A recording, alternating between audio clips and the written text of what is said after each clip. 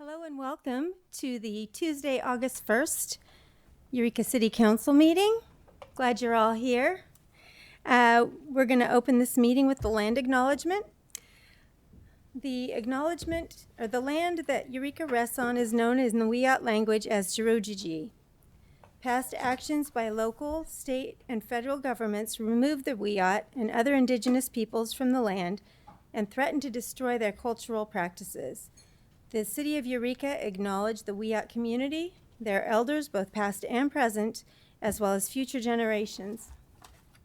This acknowledgement demonstrates the city's commitment to dismantle the ongoing legacies of settler colonialism. And with that, could we have a roll call, please? Councilmember Castellano? Here. Councilmember Fernandez? Here. Councilmember Bauer? Here. Councilmember Contreras-Deloche? Here. Mayor Burgell? Here. And Councilmember Moulton is absent. Thank you. And would all who care to join me in the Pledge of Allegiance?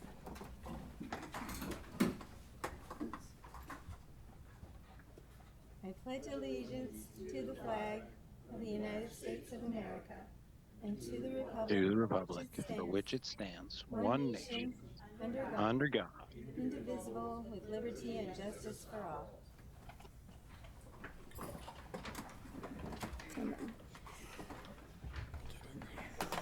Okay. And is there a report out of closed session? Good evening, Mayor. There's no report out of closed session tonight. Thank you. Okay, and first off, I'm so excited that I get to read this, but we have a proclamation. This month is Coast Guard Month, so we have 3 of our officers here today, and if you'd like to come on up,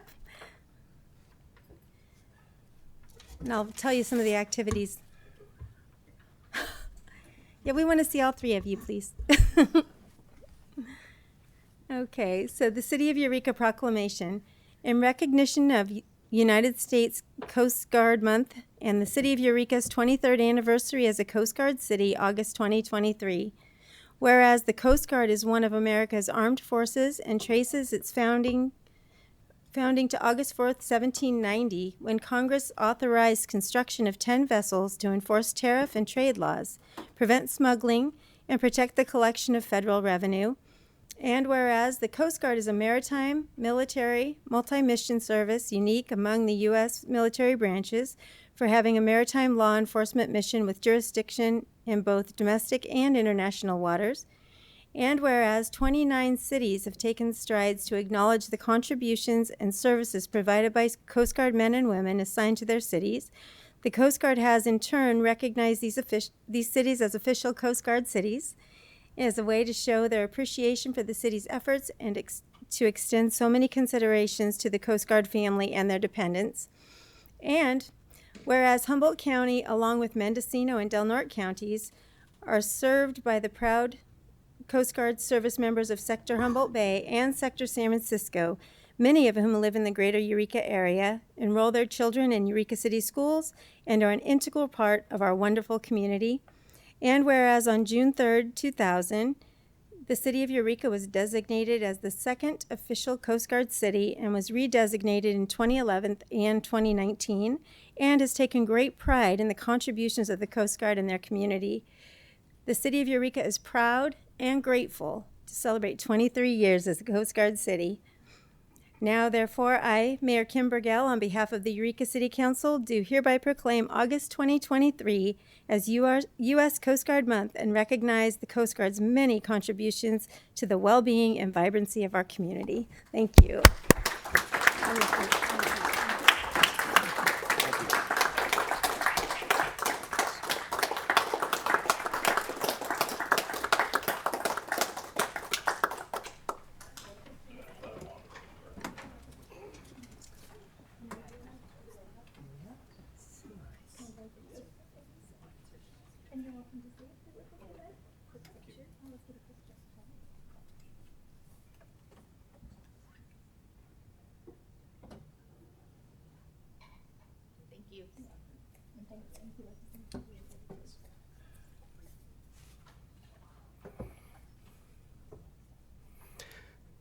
Mayor Burgell, City Council members, citizens of Eureka, distinguished guests, and fellow Coast Guard members. Today we gather here in this beautiful city of Eureka, not only to celebrate Coast Guard Month, but also to honor the designation of Eureka as an official Coast Guard city. It is an immense honor and privilege for me to represent the amazing members of the Coast Guard as the sector commander of Sector Humboldt Bay and stand before you today to address this distinguished gathering. First, I want to express my deepest gratitude to the city of Eureka for this remarkable recognition and unwavering support.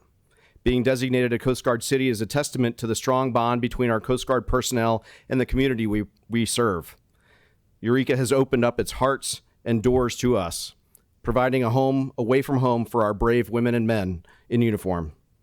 The Coast Guard has a long and storied history and one that deeply intertwined with the values of service, dedication, and sacrifice. For over 2 centuries, the personnel of the United States Coast Guard have safeguarded our nation's shores, protected our maritime interests, and answered the call of duty without hesitation. Eureka, with its rich maritime heritage and unwavering support for the Coast Guard, stands as a shining example of what it truly means to be a Coast Guard city. This designation is not just a title. It represents the strong bond between our community and the Coast Guard, a bond that goes beyond the uniform and extends to the heart of every citizen.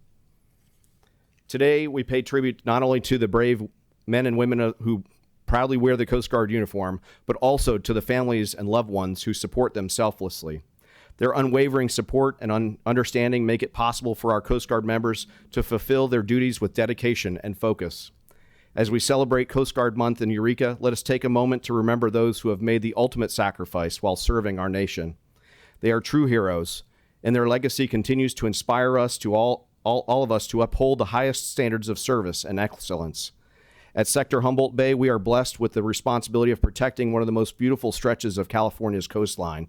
From the rugged cliffs of Sumeg Park to the tranquil waters of Humboldt Bay, our dedicated Coast Guard members stand ever vigilant, ready to respond to any call for assistance. Whether it is rescuing mariners in distress, safeguarding our fisheries, or ensuring the security of our ports and waterways, our mission is clear: to save lives and protect our nation's maritime interests. But we do not stand alone in this noble endeavor. The support we receive from the people of Eureka is invaluable. Your unwavering commitment to the Coast Guard, demonstrated through your continued support and countless acts of kindness, fuels our determination and reinforces our sense of purpose, and for that we thank you. Today we also celebrate the shared values that bind us together: resilience, dedication, and a commitment to the safety and well-being of our fellow citizens. Our joint efforts ensure that the waters surrounding Eureka remain safe and secure for both mariners and residents alike. In closing, I want to express my heartfelt gratitude to the city of Eureka for being an exceptional Coast Guard city. The support you provide not only strengthens our bond, but also reinforces our commitment to serve you with the utmost dedication and professionalism. As we move forward, let us continue to stand together, united by a shared purpose, as we protect our nation's shores, safeguard our waters, and uphold the values of honor, respect, and devotion to duty. Thank you, Eureka, for your unwavering support and for being a true Coast Guard city. Happy Coast Guard Month, and Semper Paratus.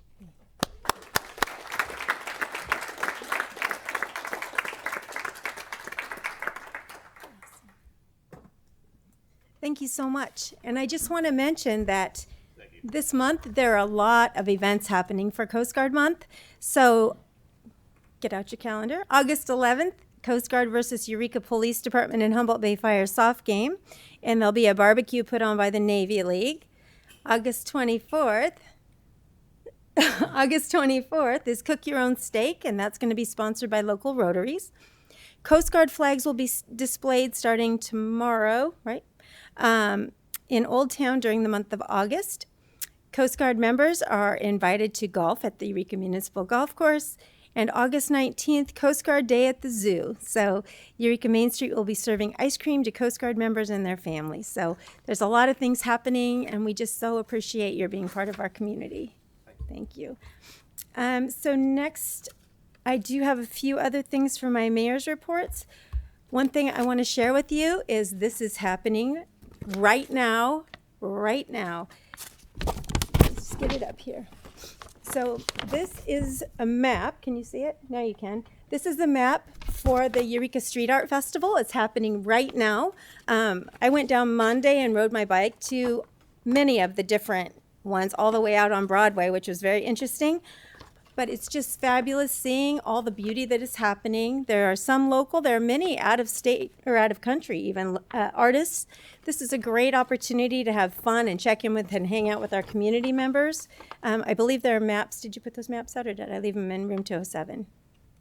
We'll get them out here. Okay, so we have some maps if you'd like to pick one up, but I just really encourage you to take a look around our city. It's quite a thing. And the thing that's really more of a quite of a thing is that it's a great event. But this event was put on by two women who are just women in our community. Jana Katsos and Michelle from Humboldt Cider. What's her last name? Cartledge. Yeah, these are just two citizens in Eureka who said, you know what, we want to see this. And so that's exactly what they did. And this is the, I can't remember if it's the fourth year? Anyway, I just appreciate that, if you want to do something in the city of Eureka and make a positive change, we'll help you get there. Just be a part of us. And so there is that. And then lastly, there's can we two add more one things. thing to that, Yes, Mayor? you can. On this Saturday, Oh, the party. you can finish it. Oh my gosh, you guys. So if you missed it last year, there's a party on Saturday. Well, there's so much happening. It's like, I need these reminders. So on Saturday, there's a party down at Samoa Bridge. They'll have 4 different bands. It's just going to be a great celebration, and it always is when you're hanging out with our community. So I just feel really grateful for everyone that makes that happen.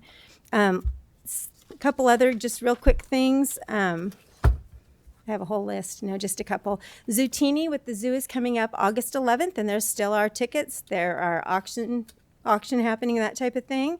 Get Out and Play Day was last Saturday. Super fun time. If you didn't get out with your family, it'll be happening again next year, I believe, the last Saturday of July. I just wanted to just take one more moment to, again, talk about Leon Wormuth and just how appreciative I am that we could do something to honor somebody that had such a great influence in our city. And what I want to say about that is there are so many people in our city that do great things all the time. And they do them because they want to, for free and for fun. And he was one of those people.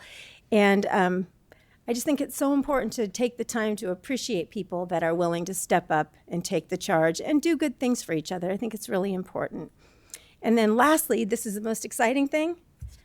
Pam Powell, Assistant City Manager Pam Powell, that's right.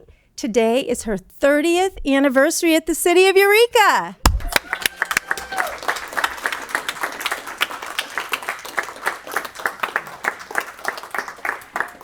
Pretty amazing. So anyway, I sent my son to get you flowers.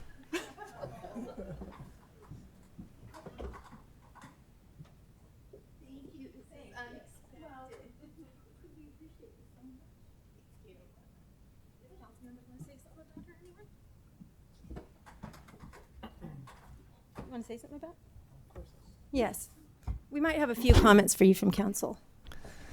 I think I probably speak for everybody that Pam you're the most welcoming person. And when I first came here, you just make it so easy to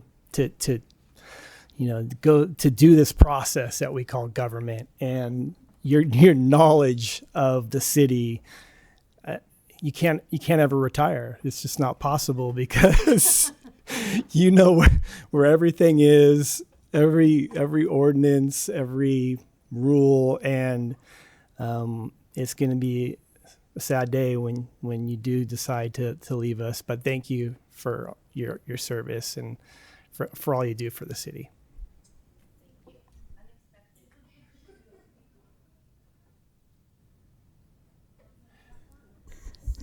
Councilmember Castellano. Yeah, thank you for being that conduit between the public and government. I think that the citizens are just better off because you're here and you've laid so much groundwork over the years for what it really means to engage the public and to as other people have said, to be that welcoming presence, full not only of genuine care for how government works, but with a real desire to educate people and inform people about how to get involved and how to participate. So thank you for being that key expression of democracy here in Eureka. We really appreciate you. Thank you to everyone in the city letting me be a Thanks. And we're just going to leave it with Supervisor Arroyo's statement. I think she said it best when she said, simply the best. Thank you so much, Pam. You're awesome. We'll give her a hand. All right. So with that, we will open up the public comment period. This is the time for members of the public who wish to be heard on matters that do not appear on the agenda. City Council policy is to limit each speaker to 3 minutes. Such time allotment or portion thereof shall not be transferred to other speakers. The public will be allowed to speak concurrently with the calling of an agenda item following the staff presentation of that item. Pursuant to the Brown Act, the City Council may not take action on any item that does not appear on the agenda. Okay, and I see Mr. Parr, welcome. Thank you for misgendering me once again. I wasn't even going to come down here tonight. I'm kind of tired of the whole thing, but I was encouraged to. So I don't really have any planned statement, so I'm just going to wing it. First off, I wanted to say I'm glad that I came down because I have a son-in-law who's in the Coast Guard, and I have the utmost respect for those boys. And I was very, very glad to see that it wasn't announced that August is Coast Guard Pride Month. I think 63 days in the year so far is plenty enough of that. So thank you for not asserting that notion. And Pam Powell, yes, I have to agree that all of my interactions with you have just been wonderful. I mean, just amazing. And I think I can do Supervisor Arroyo one better in that when I say that the day that you take over Hannibal Lecter's position, I think this city will go in a far better direction. Beyond that, yeah, I know you warned me about my obscenities and whatnot, but the behavior of our absent council member and the lack of any official censorship of her language leads me to believe that I'm free to say that although I've had a good time with the butt porker thing, I'm done with it. It was clearly a diversion, and it's time to get back to the business of the city, specifically this nonsense, this climate agenda nonsense. It's nice that you got everybody sidetracked on all the drag show for kids thing, but while you went ahead and moved ahead with your plans for basically destroying Old Town, and actually I'm directing my comments more at you than anyone. The whole thing about your survey that you said that was done 5 years ago, where people said that they Mr. Parr, please address the whole council, not individuals. Okay, you all know Thank what you. I'm talking about. The survey that the city manager said was undertaken 5 years ago. That said where the city of Eureka said that they wanted less parking and more housing. That was not justification for destroying Old Town. We didn't say we wanted low-income housing on all the parking lots in Old Town. There's a huge bare spot up there on the other side of town that would handle all of the low-income housing that's being projected for Old Town. This is the kind of thing we need to get back onto. None of you are doing what the citizens of Eureka want. And it's time for you to get back paying attention to what we need and what we want, and less of your climate agenda bullshit. Thank you, Mr. Parr. Hello, James. I'd like to say hi. Congratulations to you. Of all the people here, you make me the most comfortable to come up here. And it's not easy to get up here and talk. I've been doing this for 6 years and I still get nervous. So you say you'd help anybody out that wants to better this city and make it safer. I've been coming here for 6.5 years, and I come with good ideas. Bicycle cops in Eureka. Stop the panhandling at the Bayshore Mall before somebody gets ran over or assaulted. I've said go to schools and warn kids about the danger of fentanyl. I got laughed at twice in here for saying that. I don't know what's so damn funny about that. That really pisses me off right there. We come here with good issues and then we go on your page and get made fun of by goofy liberals that don't even know what they're talking about. Move here from out of the area telling me to get out of the state of California if I don't like drag queen shows for children. And do I like magicians and clowns? Yeah, because they don't twerk their ass in a kid's face. Yeah, I love them. It's be awesome. The day they start twerking their ass in a child's face, I denounce them immediately. You know, we come here with real issues, get made fun of, you put us in Los Coast outhouse to badmouth us, call us terrorists, and enough's enough. And we're going to make sure it doesn't continue. Thank you. Thank you for being here.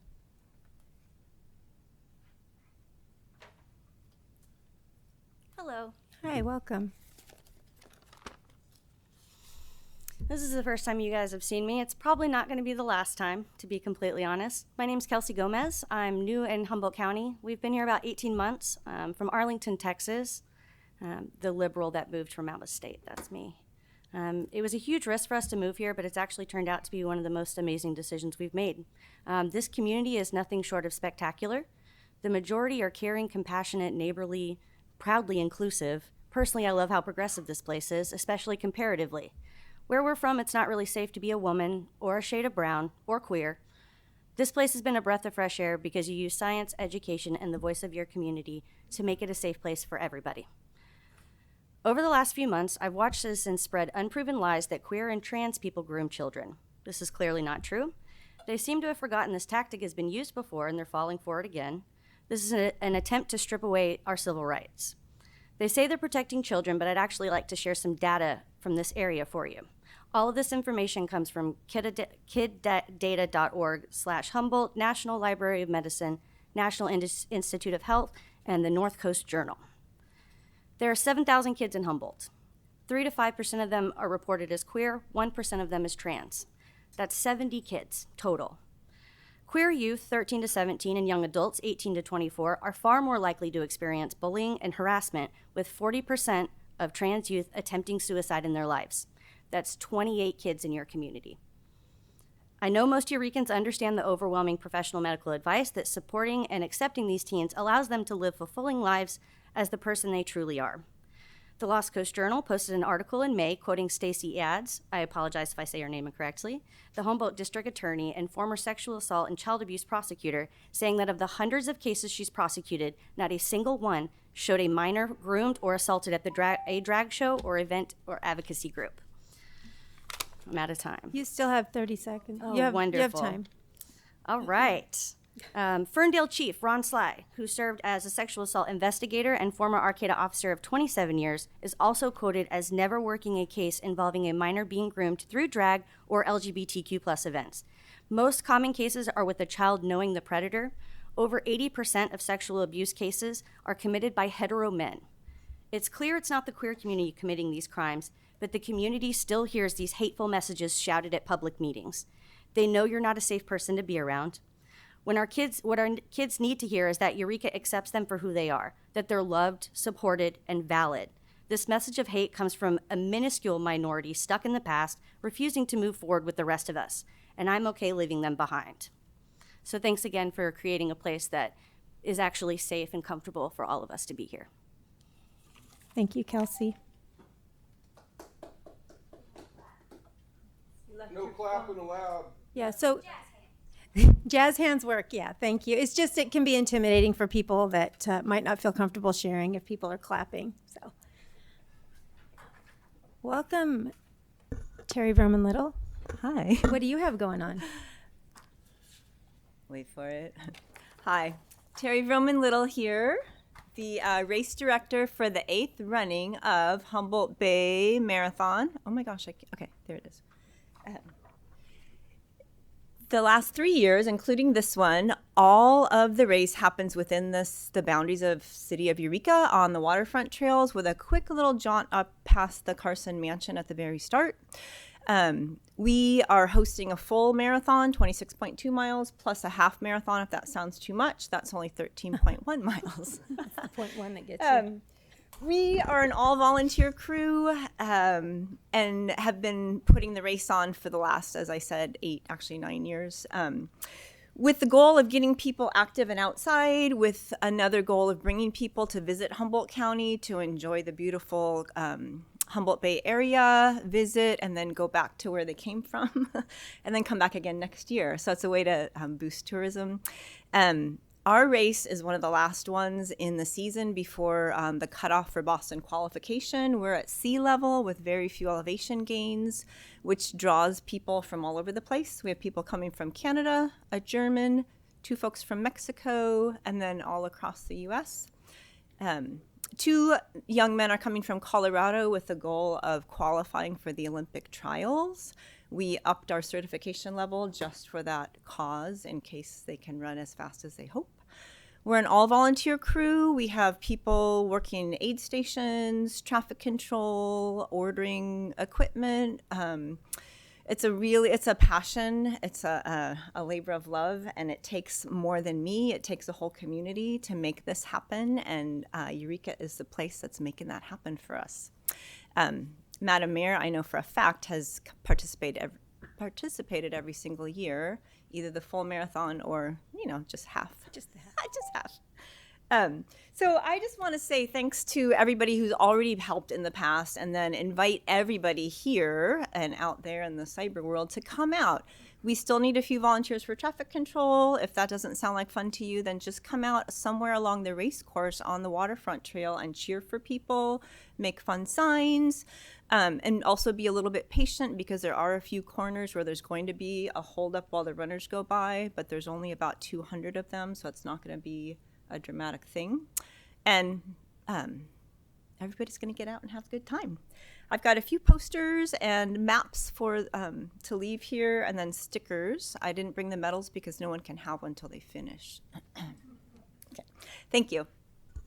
Thank you. So Terry, I was going to ask you, where can people find out information about this race? Thank you. HumboldtBayMarathon.com, or if you're a Facebook kind of person, you can look up Humboldt Bay Marathon on Facebook. You can get registered online. Or you can come to the packet pickup at Maudacut Plaza on Saturday, August 12th. Mm-hmm. And race day, I don't know if I said that, is Sunday, August 13th. Mm-hmm. Great. Any other questions? That's it. Thank you so much. Okay, thank you. I'm not sure Just another example of community coming together and making something happen for our city. Pretty awesome.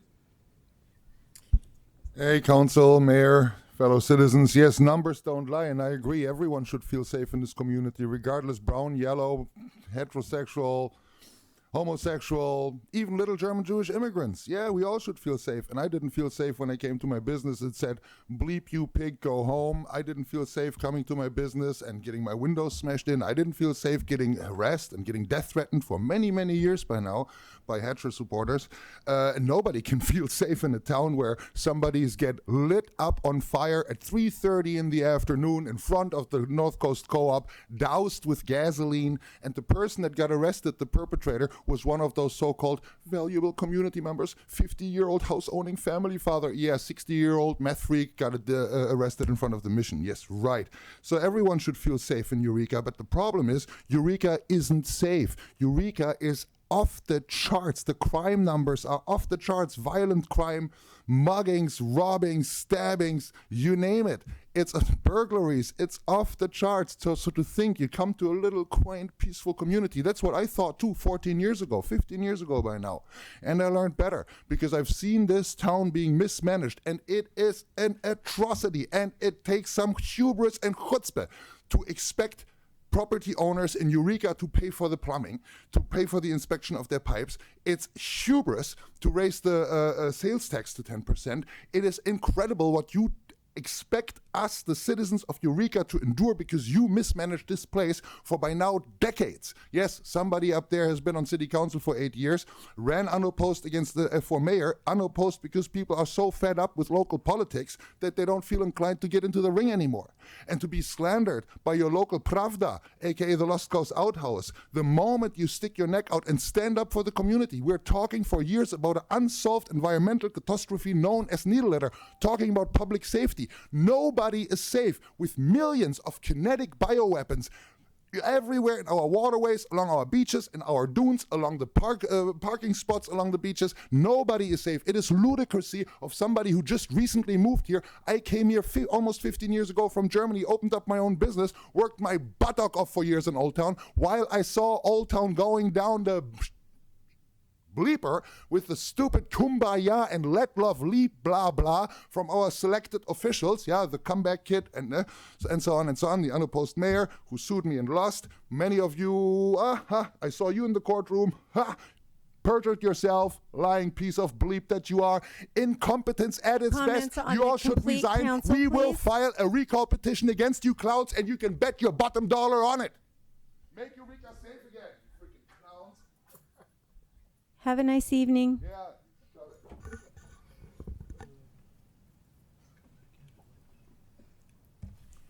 Good evening. I take a different tack from Mr. Cornelius, but I'm fed up too. I'm going into the hospital at 5:30 in the morning to have surgery done, and I've still got to find a place to live, and it's impossible.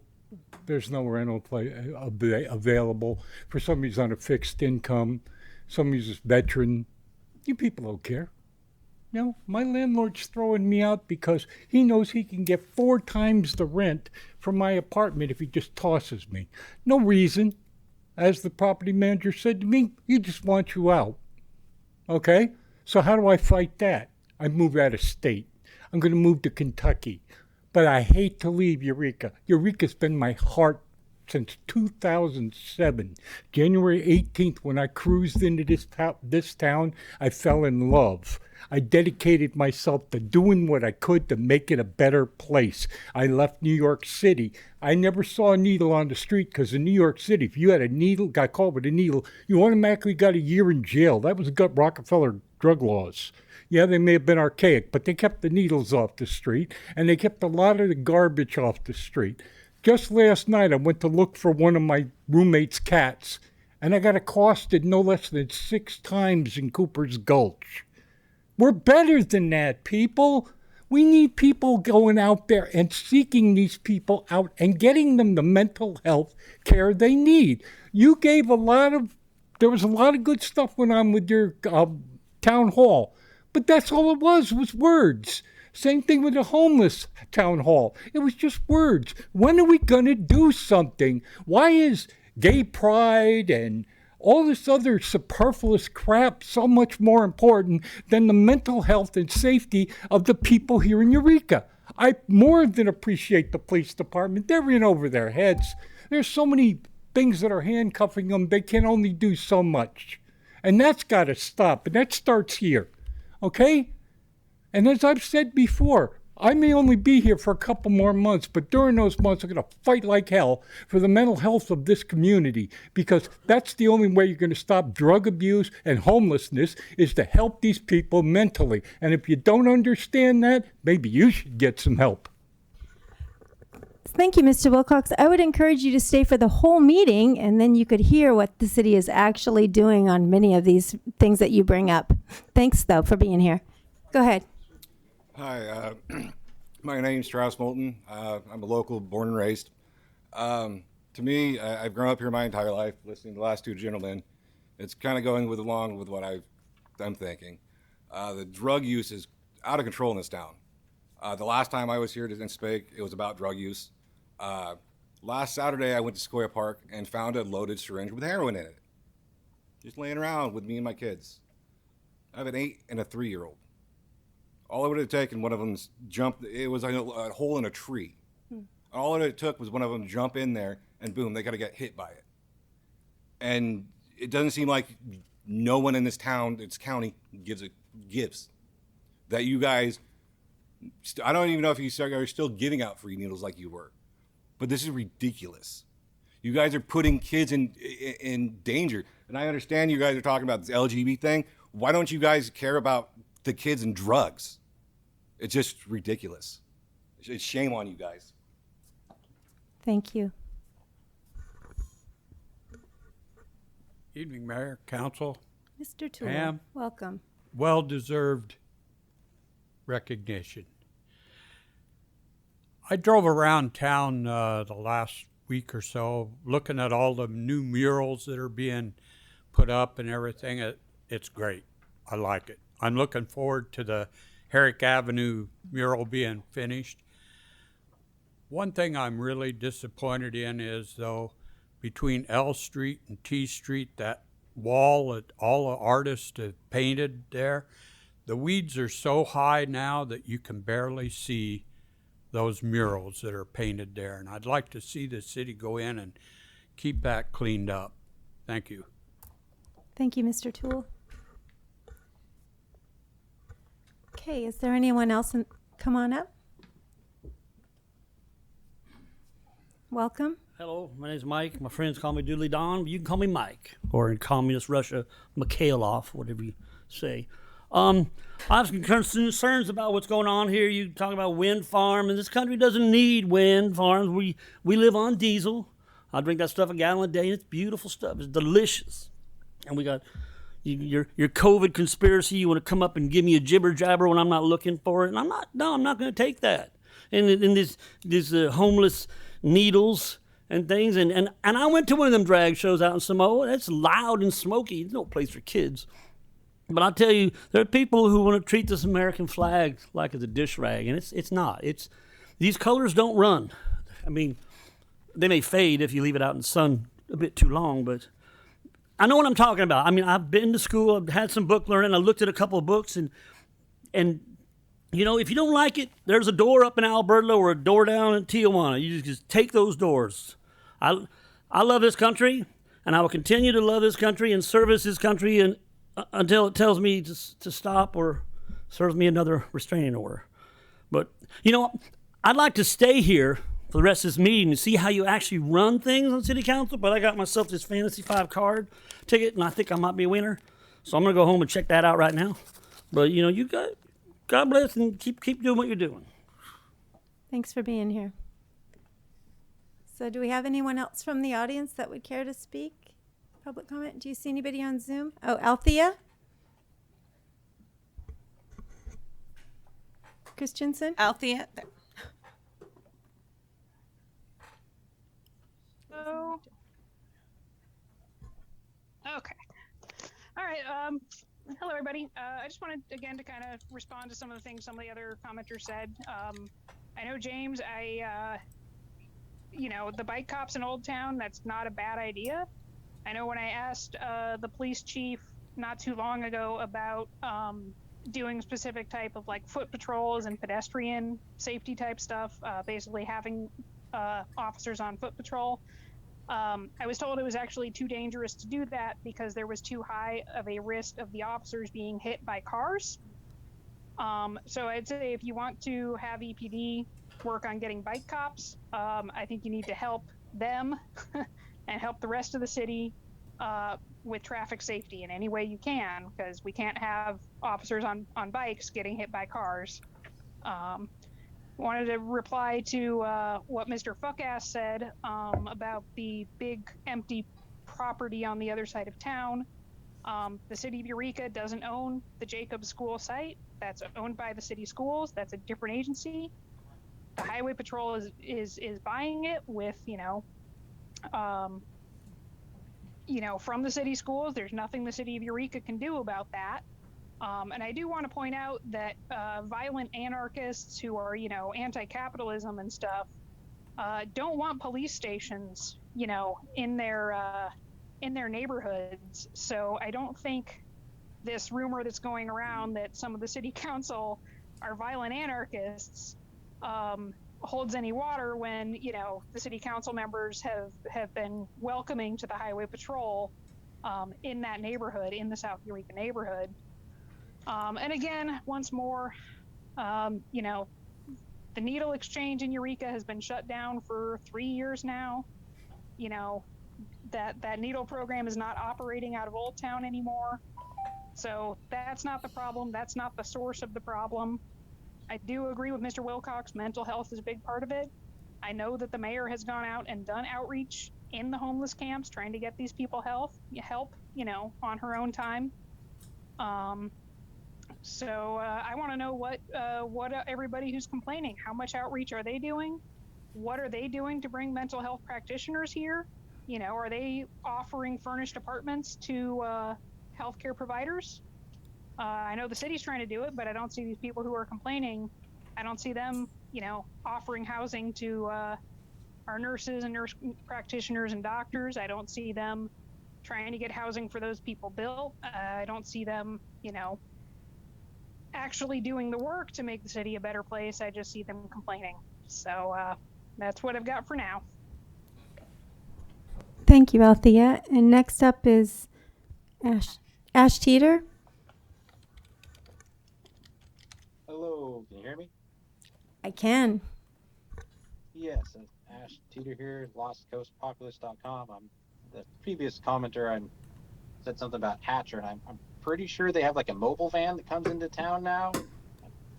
Last I heard, anyways. But anyways, I'm gonna say that the ultimate irony these days can be found in self-proclaimed anarchists paving the way for a one-world fascist totalitarian government. I mean, that's kind of what all the 15-minute city concept is. Get people not driving cars and little apartment buildings and all that. They're doing it in China. If you're not familiar, I'd suggest looking it up. But yeah, that along with the digital currencies, it's not really a pretty future, and I don't really see how trying to tear down this capitalist system for that system, like where the benefit, where the prize is, what do you win getting the Klaus Schwab dream of what is it, you'll own nothing and be happy. I think those are his words. But that's what I say. If everyone owns nothing, then who owns everything? If everybody's renting, that seems to be the trend that we're pushing towards. To get fined for all your carbon consumption, but not really do anything to fix the problem. But yeah, also we have we look back at they called her the founder of the NWO, Alice Bailey. A little history here, and she had 10 benchmarks to pretty much kill off religion or Christianity and take God and prayer out of the education system. I think we've done that. Reduce parental authority over children. That seems to be happening as well. Destroy Judeo-Christian family structure, or the traditional Christian family style. And if sex is free, then make abortion legal and make it easy. Make divorce easy and legal, which there can be boons to that too. I'm not saying it's a bad thing all the time. Free people from the concept of marriage for life. Make homosexuality an alternative lifestyle. Debase art, make it run mad. Use media to promote and change the mindset. And then create an interfaith movement. Get the government to make all these laws and get the church to endorse these changes, which we see a lot of local churches endorsing things like this. And then we look to a local or a California Assembly Bill 957 states that parents could lose custody for not affirming or agreeing to a child's claims about gender identity that they might have been introduced to. Thank you, Mr. Teeter. Your head. time is up. Okay, thank you. Mm-hmm. Do you see anybody else on Zoom? I see no one else. Great. Seeing no one, we'll bring it back to our first our public hearing for this evening. Fifth and Myrtle Rights of Way Vacation and Surplus Property with Senior Planner Savage. Hi.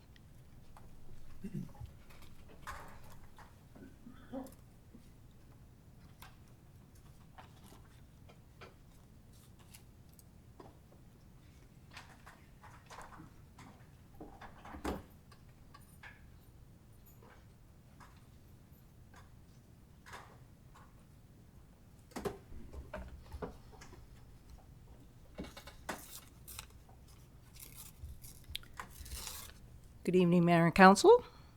Before you, we have the Fifth and Myrtle right-of-way vacation and surplus property.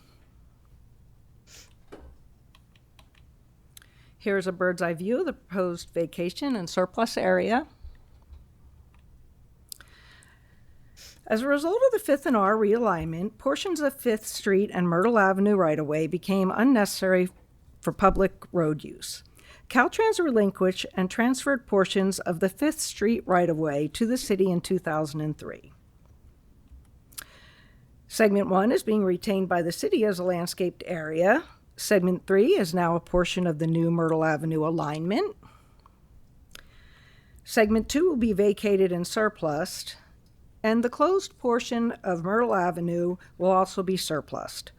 Part of the right-of-way vacated by Caltrans was purchased directly from Caltrans by Pacific Outfitters.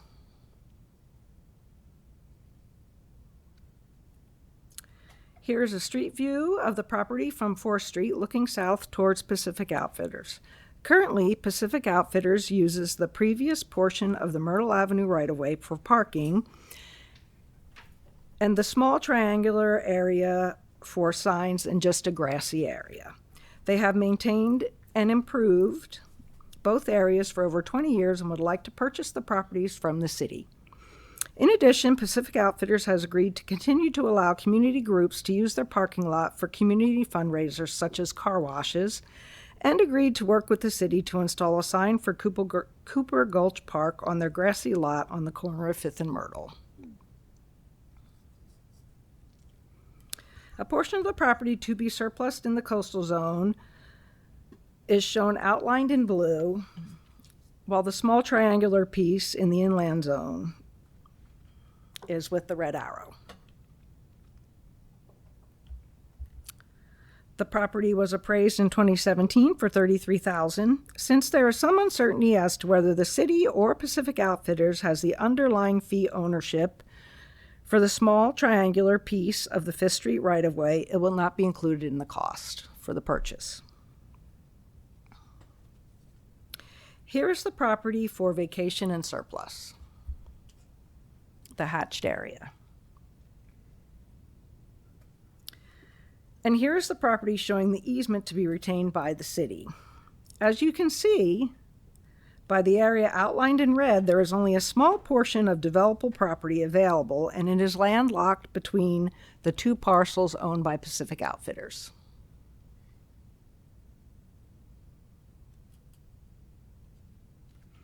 California Streets and Highway Code, Section 8300 et seq. Grants authority to vacate public right-of-way within the city limits to the Eureka City Council through either a summary vacation, a general vacation, or a general vacation.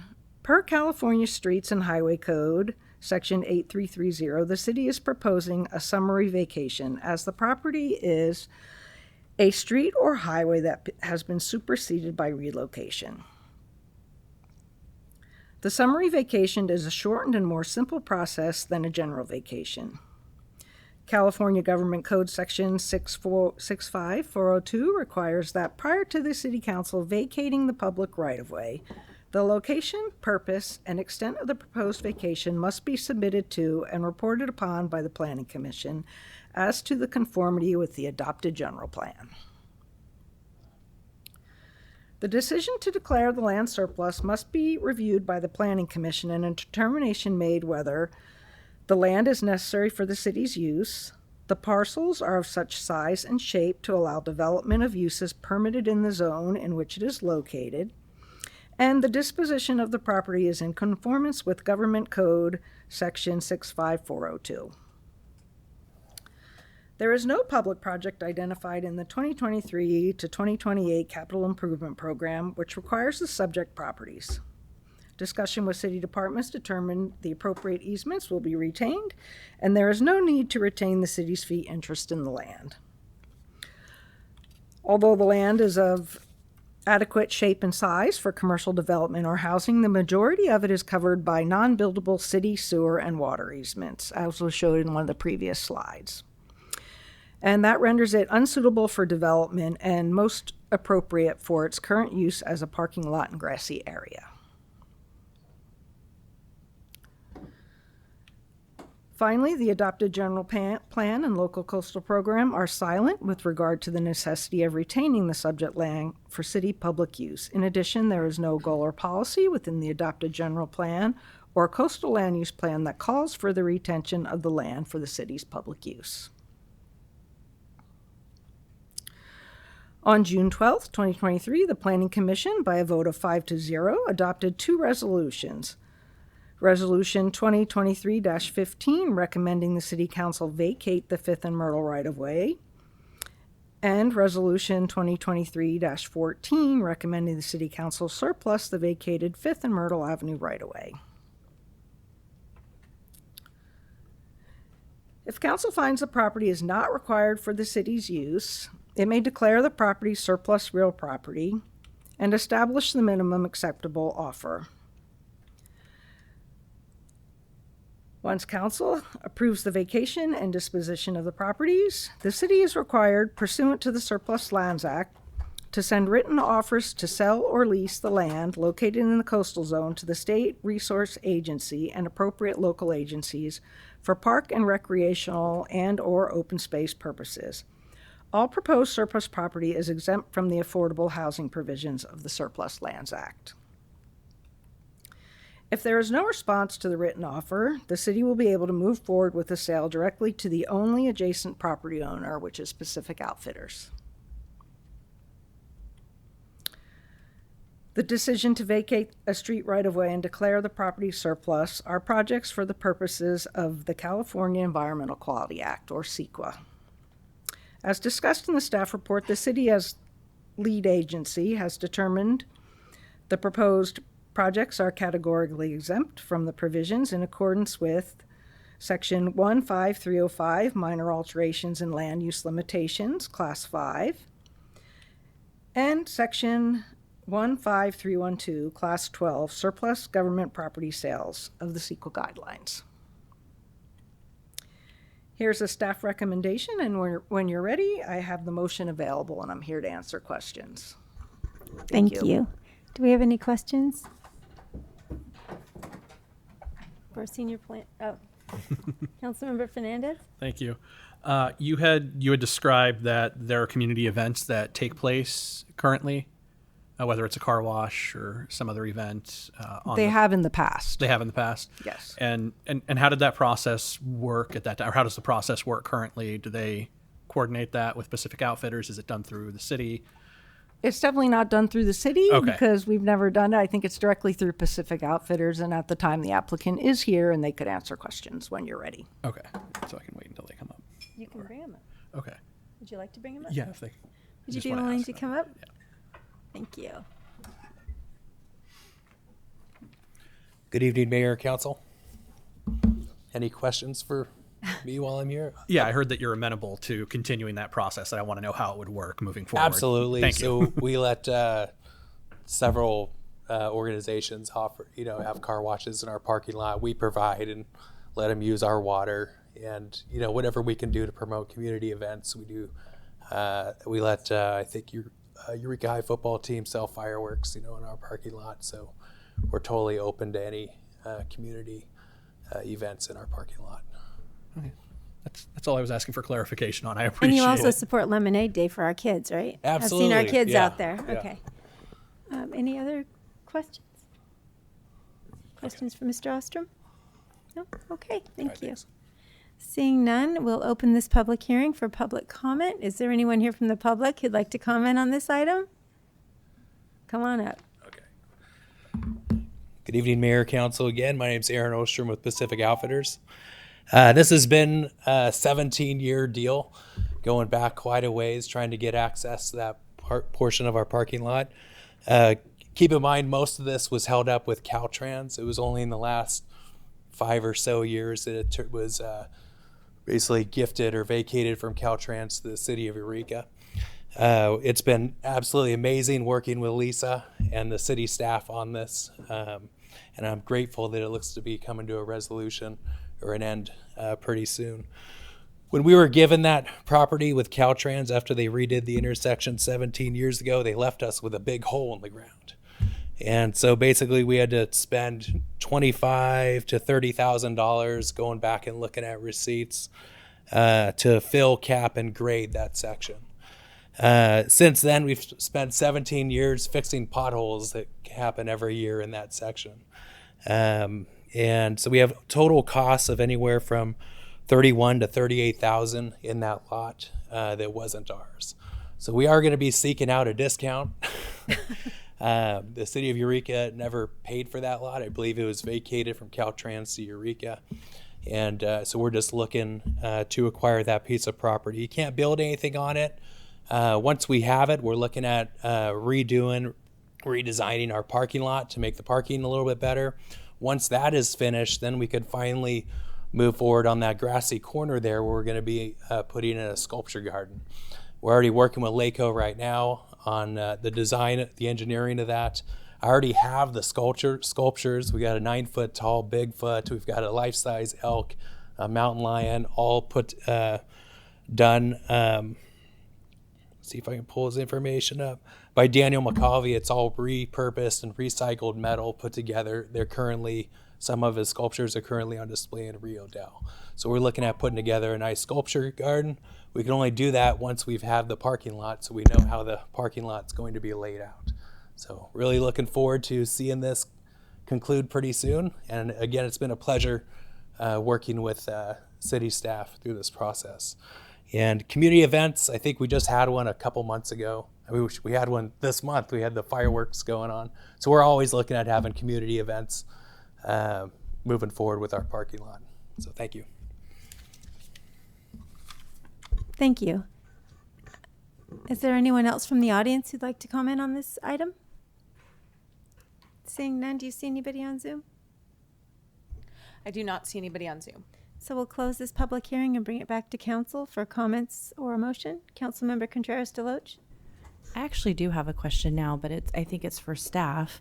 So that I don't know if this even matters or if this is time for this question. So if it's not, let me know. But that sculpture garden sounds really interesting, and I think that sounds really cool. Is there some kind of, because of where the streets are, is there some kind of requirement or anything for like setbacks with sculptures? I guess I'm just curious about like safety and how that works. There is a site triangle requirement, so 20 feet back from one curb to the other curb with nothing in there above 3 feet. Thank you.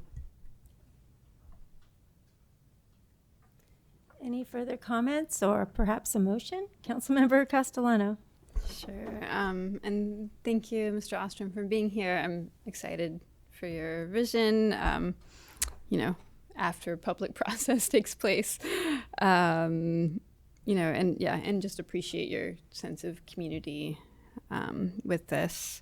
And with that, I will move to adopt a resolution finding the summary vacation of the 5th Street and Myrtle Avenue right-of-way is exempt from CEQA and order the summary vacation, and adopt a resolution finding the surplus of city-owned land formerly known as 5th Street and Myrtle Avenue's right-of-way is exempt from CEQA and declaring the land surplus property. Second. So we have a motion and a second. Please vote.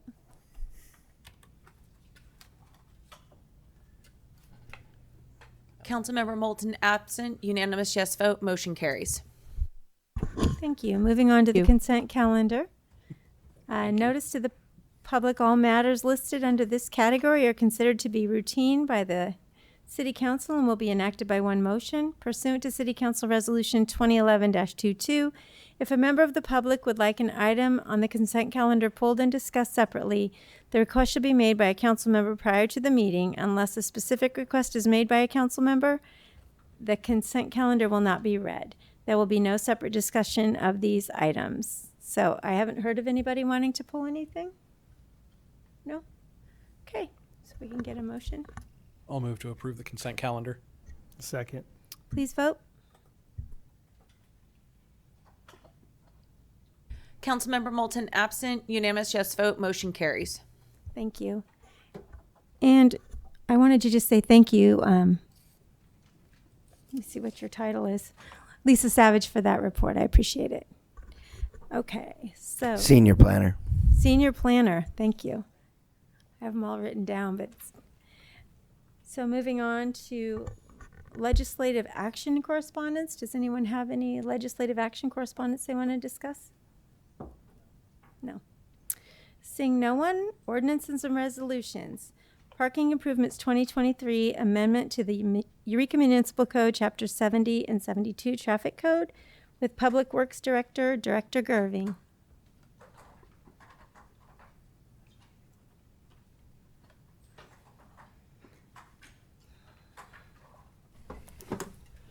Thank you, Madam Mayor, and good evening, Mayor and Council. So we're back for the second reading of the ordinance amending the traffic code pertaining to parking in the Old Town and downtown areas. Just really no follow-up from last time, other than included also in the recommendation tonight is the adoption of a resolution that would adopt a parking time limits map as forecasted last time. If council moves forward with this action tonight, then both of the ordinance and that resolution adopting the map would go into effect on September 1st, and we could start with sign changes and everything else that goes along with it. If you have any questions, I'd be happy to answer them. Do we have any questions for Director Gervin? Councilmember Fernandez? Right. So I have no problems with the map, but I believe last time I was asking how we determined doing away with the free parking that takes place on Saturdays. And so I was asking why historically has it just, why did we allow that, and why are we looking at eliminating Saturdays at this point? And it sounded like it was to maintain consistency with the signage that we have. With most of the signage. With correct. most of the signage. Yeah. So how easy or how simple would it be to rectify that, to just add Saturdays onto some of that signage then? It would, well, I mean, we're going to be replacing and purchasing a lot of new signs. It would be feasible, but staff's recommendation is what's before you this evening, which is to just leave it at Sundays and holidays. And I understand that there were concerns around the loss of revenue potentially if we weren't to be implementing that moving forward. And were you able to determine anything on what that might be, on what that loss might look like on Saturdays? Or we did not. I mean, parking certainly during the summertime, especially parking on Saturdays in Old Town stands to get the city significant revenue, not as much as a weekday, on average throughout the year, but certainly there is revenue that could be lost by including Saturdays in that exception for parking time limits. because I know we are considering, or at least part of this is establishing the employee permit program, or I forget what it might be called here, but it's something along those lines for the people that are working in Old Town to have parking for their shifts.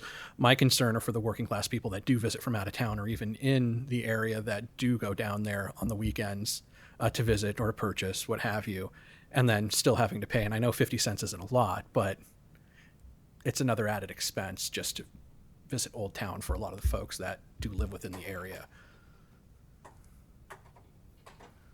Yes, I mean, I don't know how to answer that question. I understand where you're coming from. Staff's recommendation is what's before you this evening, and we'd be happy to do something different if that's what the council chooses. Okay. Councilmember Castellano? Thank you. I understand that, especially at first, much of the money collected will merely pay for the program and for the improvements and all of that. Is there a plan yet for the funds collected with the, from the parking fees for, after those improvements are paid for? Well, right now, I mean, there are ongoing improvements to parking lots and on-street parking, sidewalks, those kinds of things that are absolutely supplemented by the general fund. And even at that, we're not able to complete the projects that are really necessary.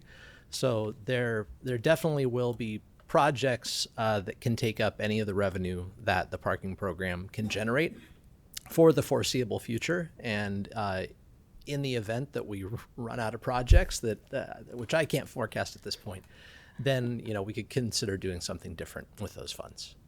Great, thank you. Councilmember Contreras-Deloge? Director Gervin, do we have some idea of approximately how much it costs us as a city to have and maintain parking spaces and parking lots? Like, I'm just curious, when we talk about building like a parking garage, we know how much expense that would be per space. Do we have similar information on how much these parking spaces are costing the city to maintain?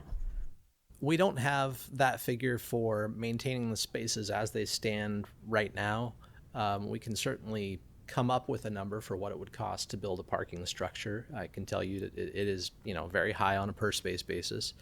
But as I sort of alluded to with Councilmember Castellano's question, we're really not keeping up with the maintenance that needs to happen right now. So if we did have a number on what we've been spending per space, it wouldn't be accurate when it comes to what should be spent to maintain those spaces. I understand. Thank you.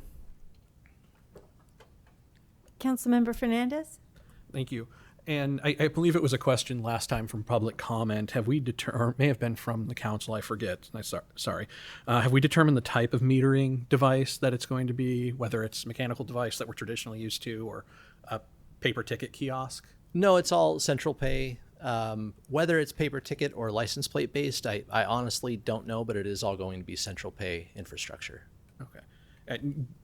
Can you describe central pay, please? Central pay just means that there are fewer pay stations, 1 or 2 per lot. Okay. And then when we get to the on-street pilot programs, which are not part of what's contemplated with tonight's council action, then it would also likely be central pay infrastructure on street rather than parking meters for every pair of spaces. Okay. And then one last question from me. So the current resolution is written to allow an increase of no more than 50 cents per year, 25 cents incrementally, it seems. And so up to a total of $3, it seems, for the lifetime of this program. And so I guess my question is, are there plans to bring it up to $3 an hour over the next few years, or is that just kind of there as a caveat? It's there as a potential, Okay. depending upon how revenue is tracking, depending upon how utilization is tracking, all of those variables, that flexibility is there without coming back to council to amend the municipal code. Okay. And I apologize, one last question. This one I know is definitely from a public comment that was made last time, and that was whether or not we would consider, or if staff has considered, surge pricing, I think along those type of lines for the busier hours or the busier times a year. And I don't know if I maybe overlooked it in here, or is that something that staff has discussed? We did talk about that, and I think that the flexibility is likely there within that language that you were just mentioning in the ordinance, that would allow us the flexibility to have that demand-based pricing higher by that 25 cents per hour under the framework of the current ordinance. Okay. Thank you. Okay. No further questions. We'll open this item up for public comment. Is anyone from the public here to comment on this item? Do you see anyone on Zoom? I do not see anybody. Okay. Seeing no one, then we'll bring it back to council. I was sorry. gonna comment. Hi, Althea. Welcome. Hi.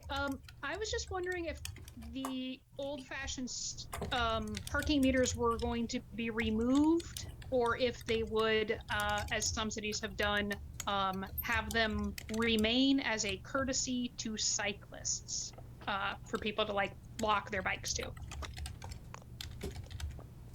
Interesting. Thank you.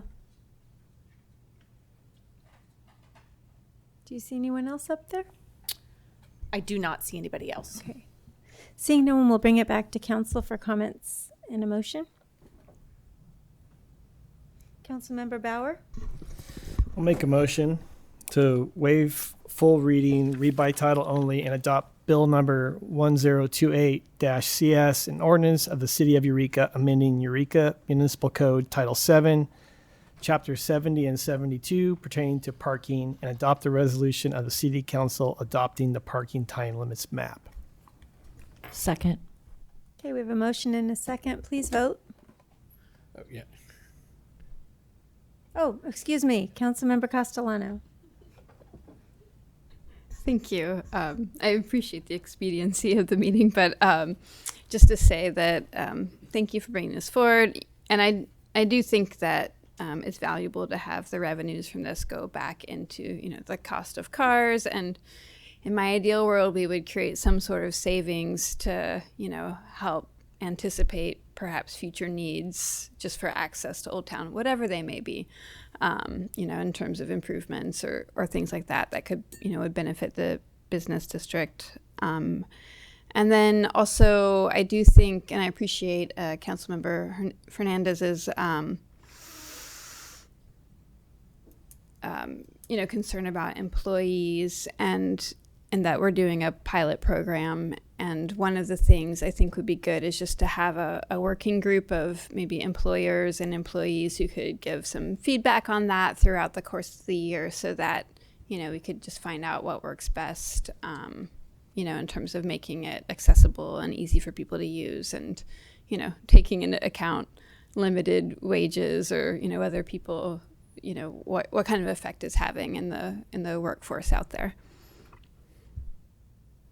Councilmember Fernandez? I just need a point of clarification, which is when would the increase take place? The initial increase. The initial increase for the city parking lots would go into effect on September 1st. That's if we can get the infrastructure installed by then, the central pay infrastructure. But that's, under the framework of the ordinance, that's when those regulations would go into effect. Okay. So we have a motion and a second. You ready to vote? Go ahead. I'm sorry. I guess I had one more question, and I feel bad. I read this, but I'm wondering if I'm remembering. With so if we approve this as it is right now, does this? I know that allows you guys to have some flexibility in setting those fees. Is there flexibility in the range that this will cover, or is it just this is where it's at right now? I'm wondering if there can be more paid parking expanded over time, or if what we approve now is just for this specific area and can't be changed. Okay. So right now, this is just for the paid city parking lots. And with the time limits map, there are a few additional lots that are currently free that will become paid parking lots. So right now, these paid parking provisions pertain only to those parking lots. At some point in the future, after the employee parking pilot program and the parking rate changes have gone into effect and the parking time limit changes have gone into effect, and we've been able to monitor the outcome of that whole scheme, then staff will come back potentially with a recommendation for an on-street paid parking program. My guess, without looking into it, is that would require perhaps another municipal code change. It may be feasible with just the parking time limits map, but that's something for another time. Thank you. Okay. Councilmember Fernandez. I feel like a ping pong ball right now. Thank you. I'm sure we've done the necessary outreach via our various committee assignments, Chamber of Commerce and Eureka Main Street, those type of things. Are we going to be putting up any postings, at least saying that there's going to be an increase coming soon near the signs, anything along those lines? We haven't contemplated, any postings like that. Certainly, people will see new equipment going in. There will be signage talking, indicating that equipment is, you need to pay attention to it. And there probably will be signage reflecting just the parking rate at the paid parking lots. Okay. And again, I bring it up because of the people that are working down there and the people that do visit again from at least out of, that live here in Humboldt but are still outside of city limits. And so I understand going from 15 to 50 cents seems like a modicum of change, but it's still that kind of like, whoa, I wasn't used to paying this. And as you had said, this is really about 30 days out at this point. So it's having them prepared for it. It's just kind of that plan of outreach. Yeah, we'll likely, press releases, social media posts, the standard way of disseminating that information. Mm-hmm. How well it gets picked up, we can't really control, but I think that there will be a clear indication at each of the lots where these regulations are in place that there are changes. And then I've just got to ask outright, is there anybody else amenable to leaving Saturdays as they are? Because I find it difficult to vote for that without Saturdays remaining free parking. So are you asking to make amendment to the motion? Yeah. If I could, one point of clarification. Yeah. Right now, Saturdays are currently enforced because that's what the signage has reflected in most cases. It's just the municipal code language that was incorrect and inconsistent with what that signage said. Okay. So current practice is Saturdays are enforced because that's what the signage said. The municipal code language was inconsistent with that signage. Gives me a whole nother set of problems internally I'm not willing to explore at the moment, so. I'll leave it at that then. Great. So we have a motion and a second. Are we ready to vote? Please vote. Councilmember Moulton absent. Councilmember Fernandez votes no. Majority yes vote. Motion carries. Thank you. Now we will move on to our report and action items. This is going to be a great one. So Diversity, Equity, and Inclusion Plan, the final report.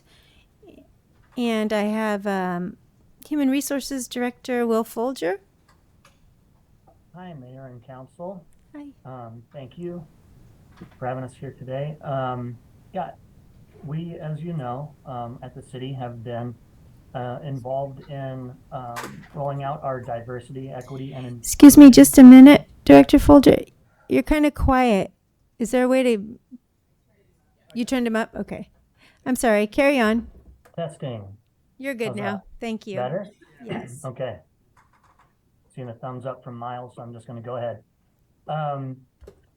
As you know, the city has been working on rolling out a diversity, equity, and inclusion program for the last 3 years. We are in our final phase of the initial plan, and our diversity consultants are here with us. That's Fog Break Justice. And they're going to kind of go over, share an overview of what we've accomplished so far and issue the final report. Though this is called the final report, this is not our final action on this work.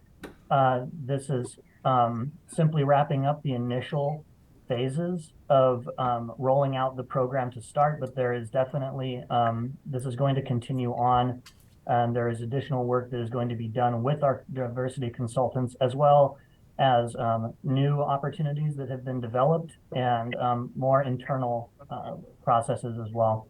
So with that, I'm going to turn it over to our experts, Shanti and Burkay from Fog Break Justice, who are going to kind of walk you all through the program as it stands today and present the final report to you. Great. And I will be available afterwards for any questions. Thank you. All right. Can everybody hear me? Yes. Yes. Excellent. All right. Well, hello, everybody. We just want to thank you for this opportunity to provide a final report on the Diversity and Inclusion Initiative that we began 3 years ago. Since we just reported to you in January, we'll focus today on the results of our latest employee survey and the final report. This is just a reminder. We want to give you a little bit of a project overview of exactly kind of what we worked on. At our last presentation, the council reported extensively on the first and second phases. And today we're going to touch on the later phases of the project. And you can kind of take a look, and this is the process that we've gone through that has gotten us to this final report. Burkay, let Yes. me jump in, and I'm going to share my screen so they can see the slide. Oh, perfect. I want to make sure that we can do this right. It's always a little tricky.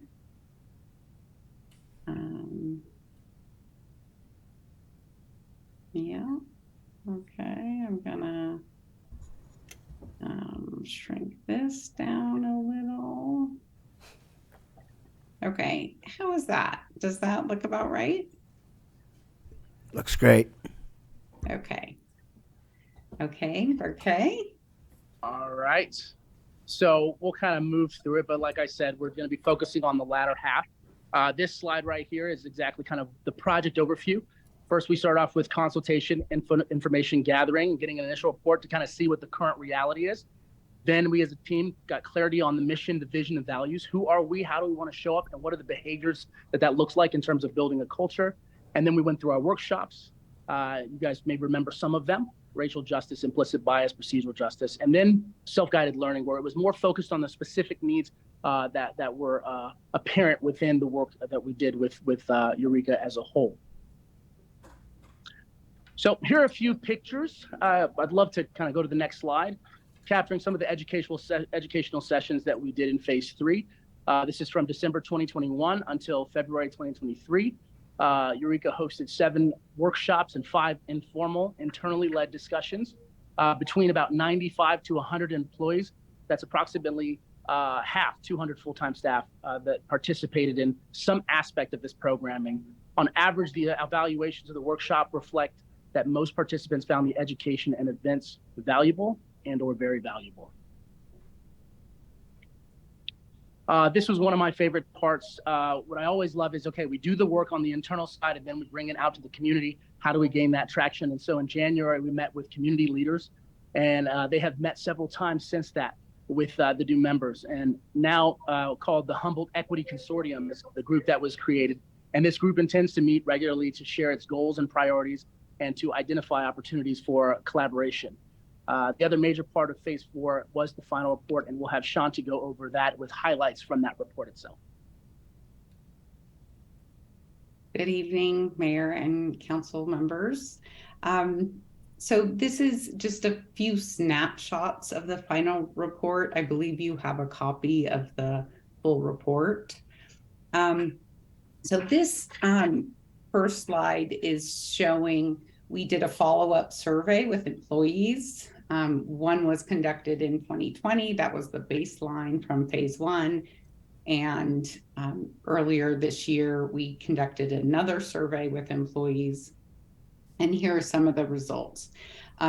In this year, 80% of respondents agreed or strongly agreed with the statement that the city is committed to having and supporting a diverse workforce.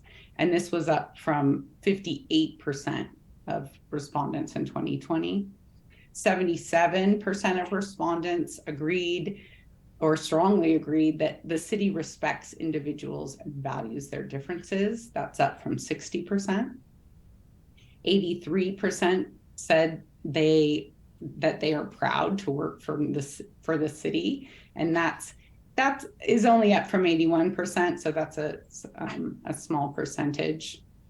87% said they feel like I am accepted by my coworkers for who I am, and that's up from 80%. And 80% currently say they feel like they belong in their work community, and that's up from 77%. Also, we had called out in the initial report some issues with leadership, and we think that those have been, or they're beginning to be addressed. So 63% of respondents strongly agreed with the statement that city leadership communicates a vision that motivates me.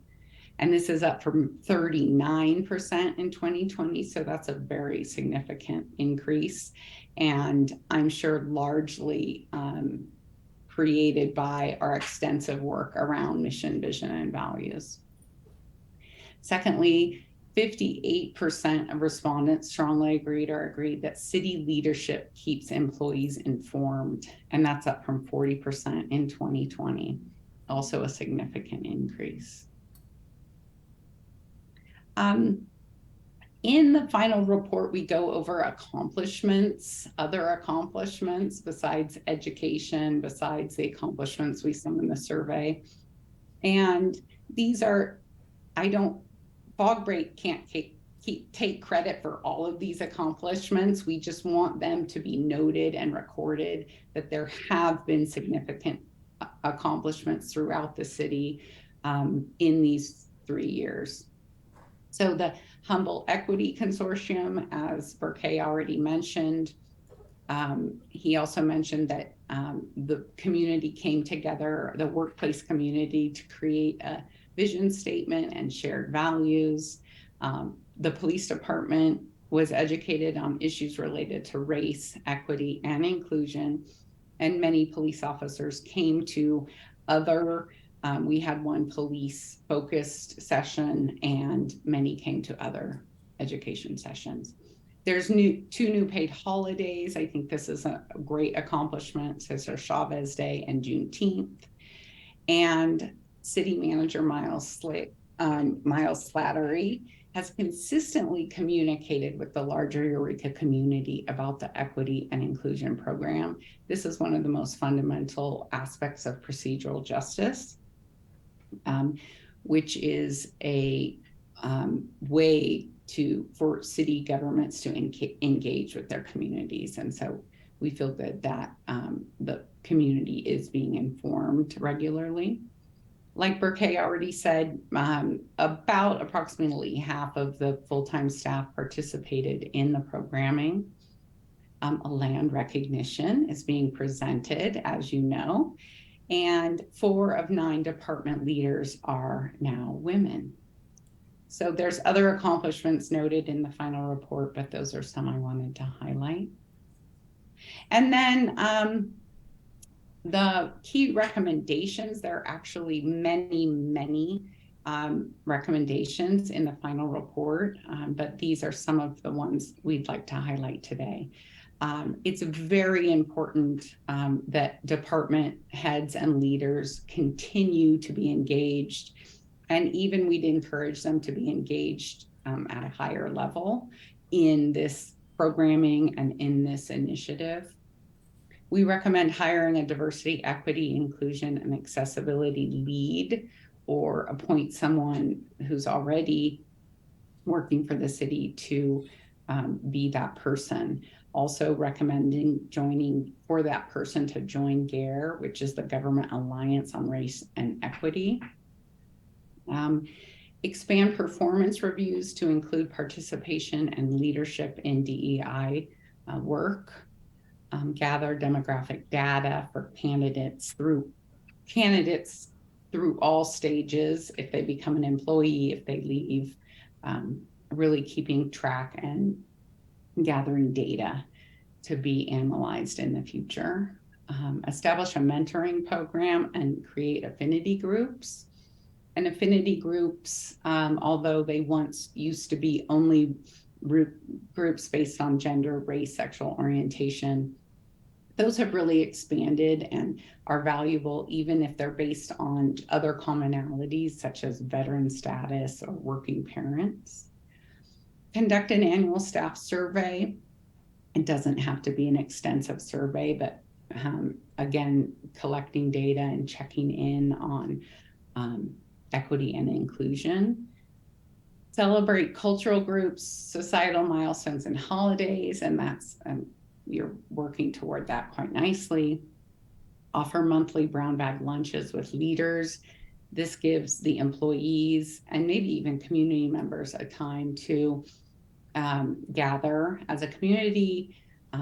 It allows leaders to listen and hear from all employees, make them feel heard and included, and gives them a chance to raise awareness about issues that might be happening in the workplace. Continue to focus on shared values and use the vision statement as the North Star, as Roque likes to say. That is always important, and is always a way that the workplace can come together as a community and work toward something. It really is motivating to have that vision statement that they have all created and agreed to. And then finally, to continually improve recruitment, hiring, and retention processes. All right. So next Going steps. to talk about next steps. Yep. So really, one of my favorite quotes is start by starting. And then the next favorite quote is to continue by continuing.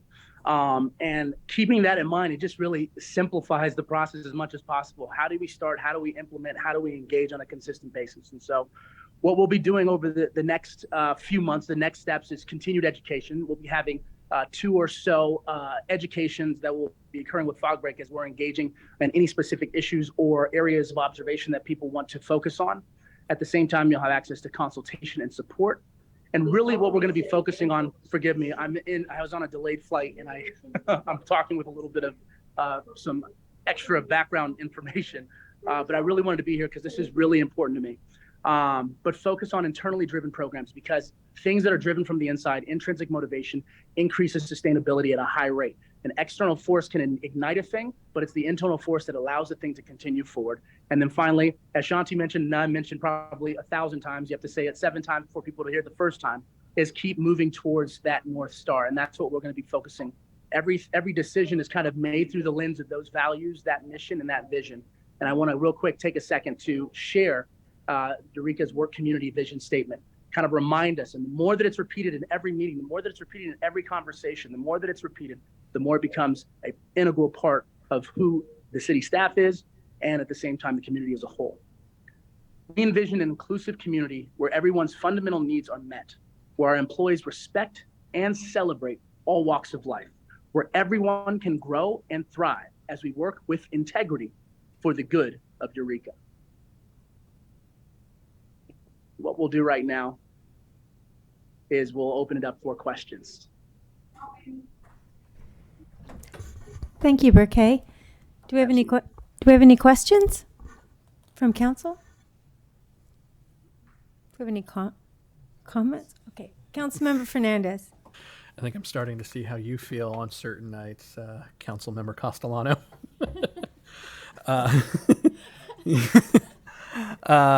Yeah, there seems to be a good sense of great work that I'm sorry, I forget the name of the firm here. Fogbreak, thank you. That's done here with the survey results trending in like the correct direction from my perspective as they've been presented. I guess my question too, if anyone could answer, were there any particular reasons as to why we saw these positive increases? Was it around any particular policies we've implemented? Was it a result of the training, a combination? Is there just a shift in the culture at the moment? So I'm curious. I'll answer. Thank you.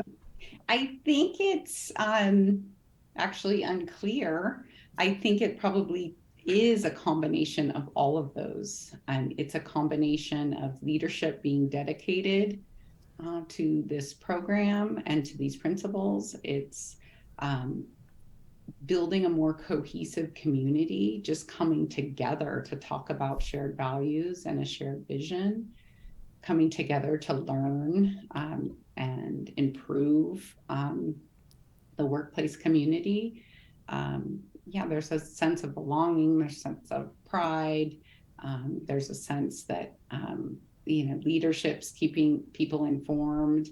Generally, oh, there are my dogs. And so I would have to say all of it. I don't know if there's a way to pinpoint, one cause more than another. Will, do you want to? Yeah, I think I can speak to that just a little bit as well. And just from being involved in the process from its inception, before we even started rolling things out, I think it's important to recognize that the city hasn't done anything quite like this before. This is new. It's not new now. We've been doing it for about, over 3 years, but just having the conduit for the discussion, creating the space and making it okay for folks to come and be together and talk about these issues, things that can be deeply personal, and receive the feedback and learn together about these where they do feel accepted, is a new sort of concept. And it's something that giving that space to people, I think, just allowed for the discussion to create more recognition of these things. I think the city has always been a good place to work, as long as I've been here. But to what degree people were able to learn about these pieces and talk about it and sort of celebrate it have been, I would say, limited at best. And so we found in the feedback that I've received, not just from soliciting information for the report, but just in passing and anecdotally, it was just very well received, and people found a lot of value in interfacing with their colleagues through this program. So I would say that probably had a good impact on our data, and it's not stopping. We're continuing to do this, and so this information was collected earlier this year. I imagine the next time that we collect this kind of information, these numbers, my hope is, will continue to increase. Certainly our efforts will be applied to doing just that. And so you can expect additional updates on this program, on our efforts, as we continue to entrench this work within the organization. And my hope is you keep seeing that needle move. Thank you. I'd like to real quickly just share. There's a method called the ADCAR method, and that is a part of the way in which we do this. And so the research shows that when a person gains awareness, they then from there have a desire for something that they did not know, right? So the expansion of awareness to desire to knowledge to ability and reinforcement is the process that we're taking in this. And the reason that we're taking that process is because it has seen the biggest transformation within groups of individuals. And so that's kind of some of the science that's behind what Will and Shanti have been talking about. Yeah, thank you. Thank you for that. Okay, do we have any other questions from council? Okay, seeing no one, we'll open this item up for public comment. Is there anyone from the public that would like to comment on this item? Seeing no one, do you see someone on Zoom? Ash Teeter. Hello, can you hear me? I can hear you. Yeah, I just had a question. Is there like any kind of I wanted to play an audio clip for like a. So we don't play interaction audio with- clips during public comment. You're aware of that, right? Well, I play it during.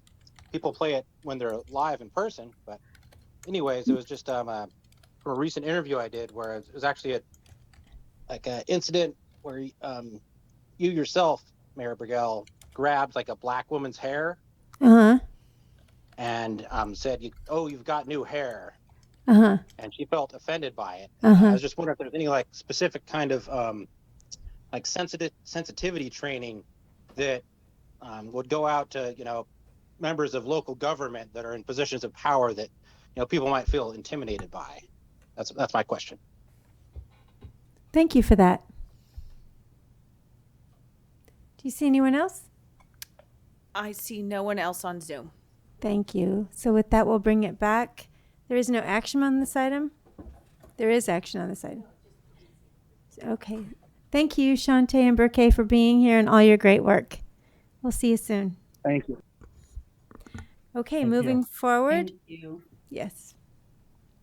We will be looking at the Waterfront Eureka Plan Public Review Draft. Inclusivity. Who's talking? Thank you. Oh. Thank you, Senior Planner Castellano, for coming right up. I didn't even ask.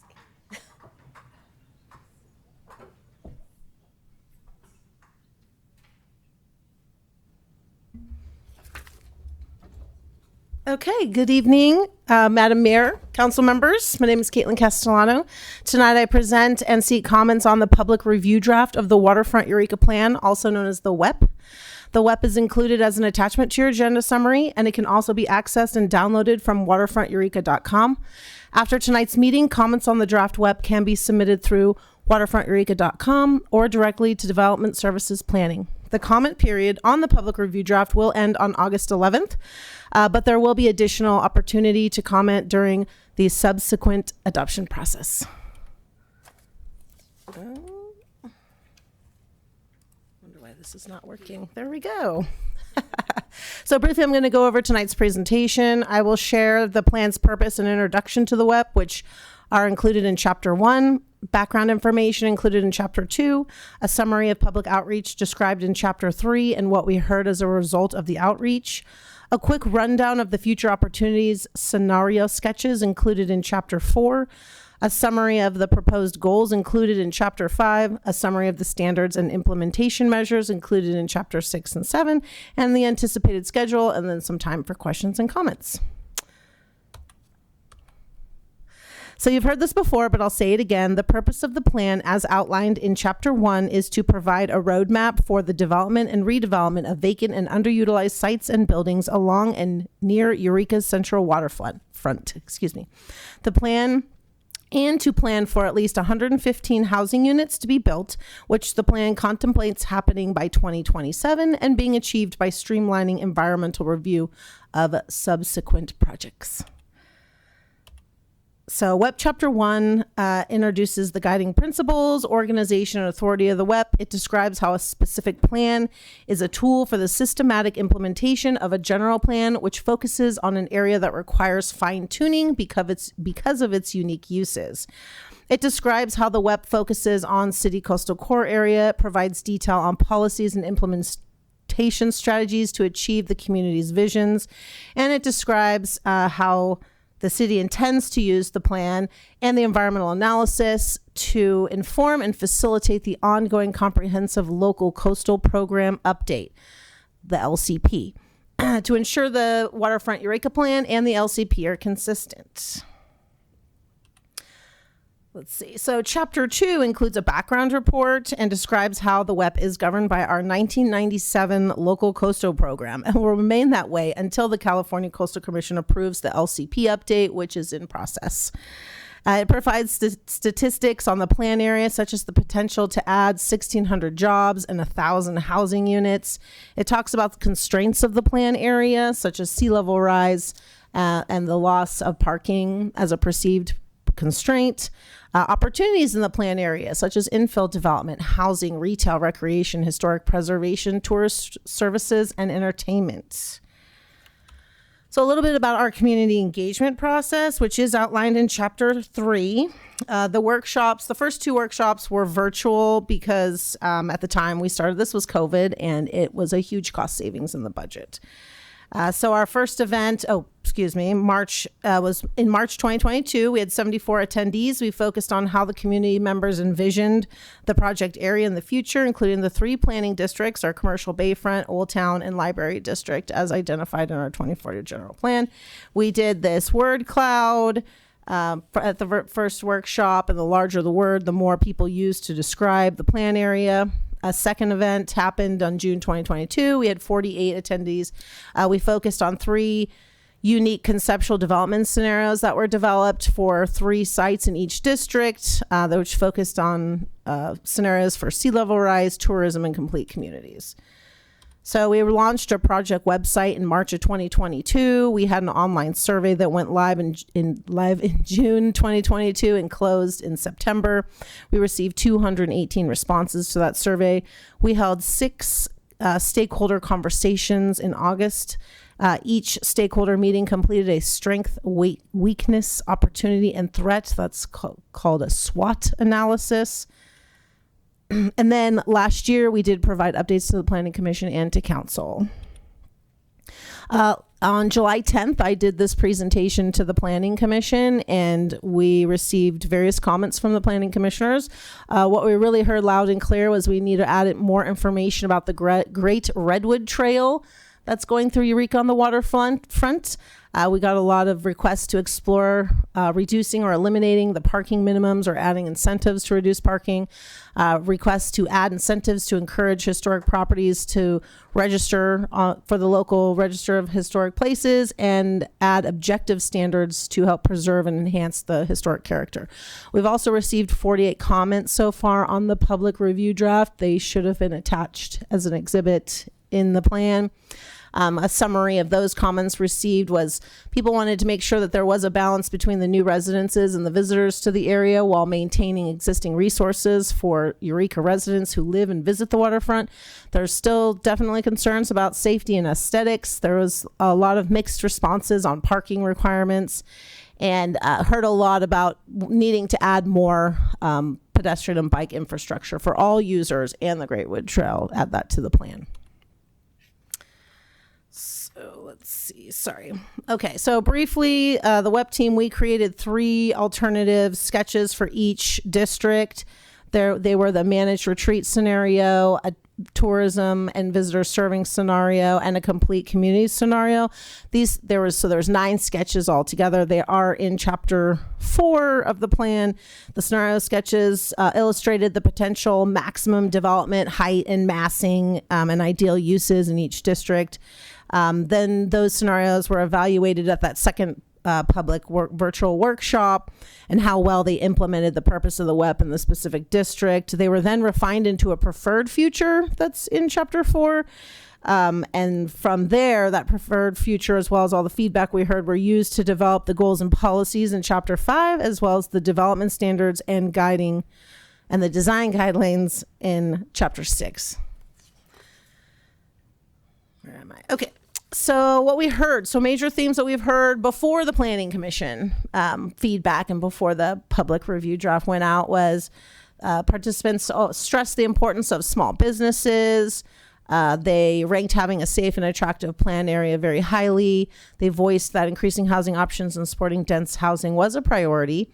They supported developing the plan area primarily through residential infill and adaptive reuse of existing structures, and really supported live-work units to increase density.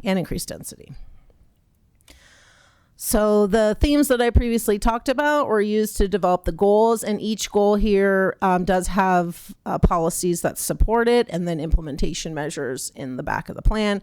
So the first goal, a diverse mix of residential housing options serving all income levels, a vibrant and safe destination for residents, tourists, businesses, and the arts, a thriving business community, a safe and enjoyable access to Humboldt Bay, and a plan area that accommodates sea level rise while protecting important infrastructure and historic resources.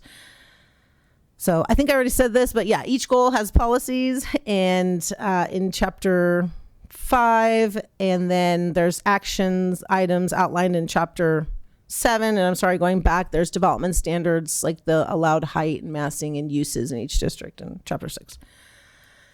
Okay, and then I kind of already said that, sorry. Chapter 6 is the regulations by zone, density, intensity. Then Chapter 7, the administration and implementation. There'll be the CEQA streamlining recommendations that is still in process, but it's almost done. Future funding opportunities. And Chapter 8 is the glossary. So our anticipated schedule, sorry, I forgot to update the slide since we didn't get to it a couple weeks ago. So here we are tonight. We were at the Planning Commission on July 10th.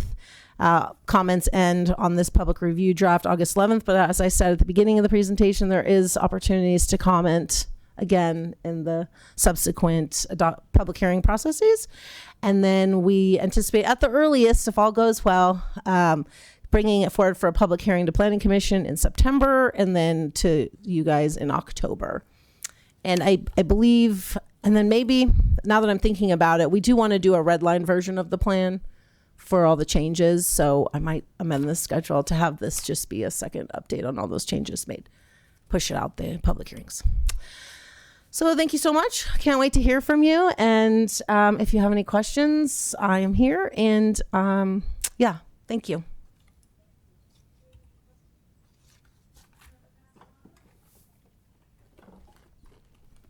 I've quite a few. I mean, they're not bad questions. They're just little. Anyway, I'll just get started. Apologize for my bad questions this evening. Okay. Let's see. Firstly, thank you. This is sorry, am I interrupting something? Okay. This is a really, I just appreciate the thoroughness, and you and the team have done a great job with this plan. There's so much information in it. So thank you for that. One, I just wanted to, so is it true that in the 21% of the, I'm sorry, I'm already forgetting the names of the districts, but of the kind of more like the Bayfront, commercial Bayfront? Yes, district is parking lots, not, and that doesn't include street parking, correct? I believe so. I have not looked at that background report in months, so I can answer that question following up with you later. Yeah. I believe it is public and private parking, yes. Yeah, no, it is. Yeah, that's according to the report. It is both public and private. But if that's if there's 19 acres in that area, that's 4 acres of parking currently located there. And I guess I'm just kind of curious. Have there been any meetings with any of the private parking owners to kind of talk about I don't know. I look at all of that parking. I just think there could be potentially better ways of collaborating around how parking is used on private areas as well as public. Yeah, we didn't reach out to individual property owners, but we did reach out to the Eureka Chamber of Commerce, which has like 400 businesses, as well as Eureka Main Street, and they sent emails to all of their constituents to attend the stakeholder conversations, which didn't have a very good turnout, but yeah. And I've definitely been contacted by private property owners about different parking lots, different uses, some wanting to sell them to the city, some wanting to offer them up for parking structures, other things like that. But yes, they've reached out to me. Yeah. Yeah, and I appreciate how if members of the public are watching and you have a chance to look at the report, there are some really excellent maps throughout, including identifying where all of these parking lots are and how much land they take up. Let's see. I was just kind of curious. There was not much mention of the Eureka Cultural Arts District, in the plan. Was there a reason it wasn't mentioned? Or? No, I don't think there was a reason, but we're going to beef that up. Okay. Yeah, we've received comments on that. And then I was curious to understand, in the figure 4.5 in the tourism and visitor serving scenario, there's a mention of a conference center. Was that something from a previous plan or where did that idea come from? I think that might have come from City Manager Slattery. There's been a lot of discussions about that, both with, previous C to F Street developments, with Cal Poly Humboldt, with a lot of different agencies about that. And there's actually been some studies, I forget who did it, but a lot of them demonstrate that, I don't know if we necessarily have the capacity for or the need for one, but there is interest in that. Yeah. Right. And this was also prior to Humboldt County Office of Education putting their I wondered. Sequoia Center in. Thanks. Table 6-1. Some of the pages didn't have numbers. I would have used anyway. I don't know. So public use. We can't have. This is just really random. It basically prohibits restaurants ever being on like a public property. Is there a reason we wouldn't want to put a restaurant ever on public property?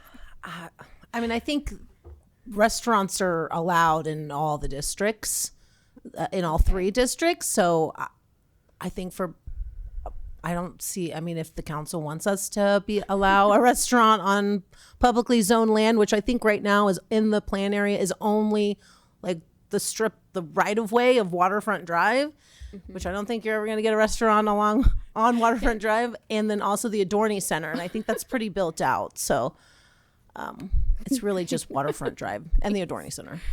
Sorry. Sometimes, you read these things late at night. You're like, what about this? But just remember that, city owns property that is not zoned publicly. And the Fisherman's Terminal is zoned coastal industrial. We have a restaurant there. We have other properties that aren't necessarily zoned like public. Mostly it was the Halverson Adorney site that was that public zone. I may have missed this. Is cannabis allowed in the coastal zone at all? I don't remember seeing it mentioned. I think it is allowed in the CW zone. So I think we would have to update our chapter 158 because I think we have a zoning table in there as well. I can't imagine that it wouldn't be similar because right now it already is. So, but if we went with that update most recently to basically reflect what our inland zoning code is on the coastal zone for cannabis. Yeah. I just wondered, there was a provision around transparency for windows, and I just wondered if we wanted to make an exception for cannabis-related businesses in there somewhere. Yeah, I do know for cannabis consumption lounges, there's a state law that requires you to not be seen from the street. So in our department, we have waived that transparency requirement because of that. But as far as retail sales, I don't think there's a requirement, but we could explore requiring it. But right now there's no, people can look into all the cannabis businesses in fine with me. Downtown, and it doesn't seem to be a problem.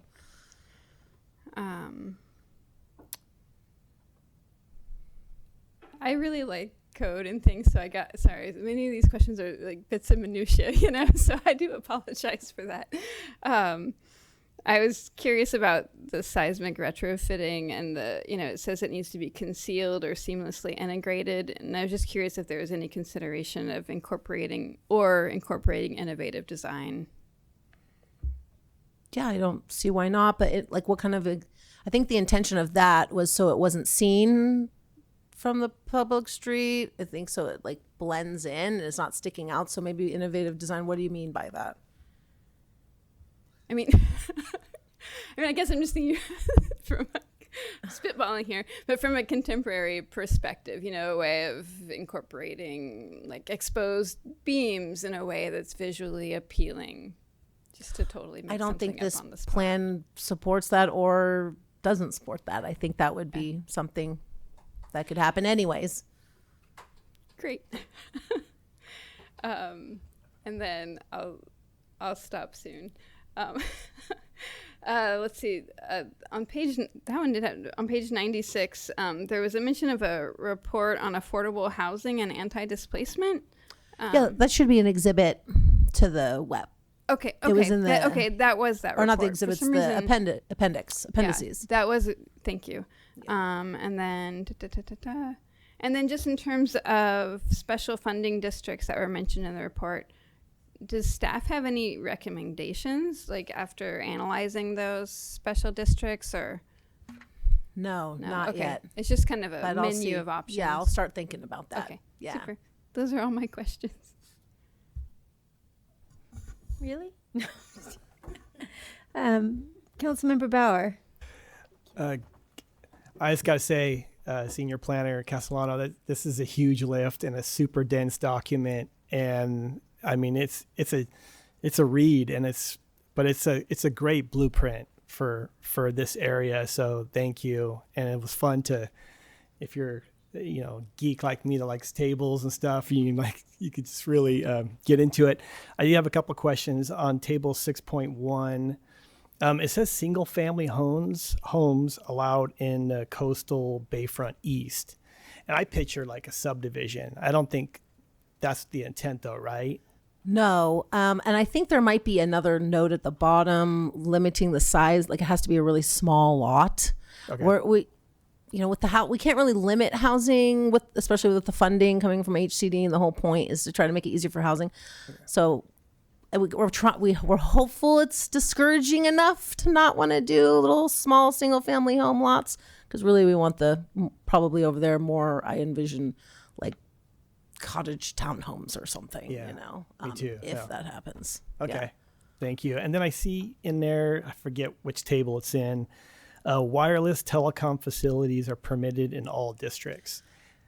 Yeah, that is coming over from our existing regulations. And I believe, though, if you're within, certain feet of a residential district, which I guess these are mixed use ones, you would need a use permit. But we do allow them in all districts right now. I think that's the FCC, correct? Yeah. So they require it? Yeah, that's federal. It just seems like they a pretty much horrible- have to bow down. Yeah, it seems like a horrible idea to have a tower on the bayfront. I mean, but if it's a regulation that we can't avoid, I guess it is what it is. We can make it look like an earthquake retrofit. Yeah. Okay. And then one more.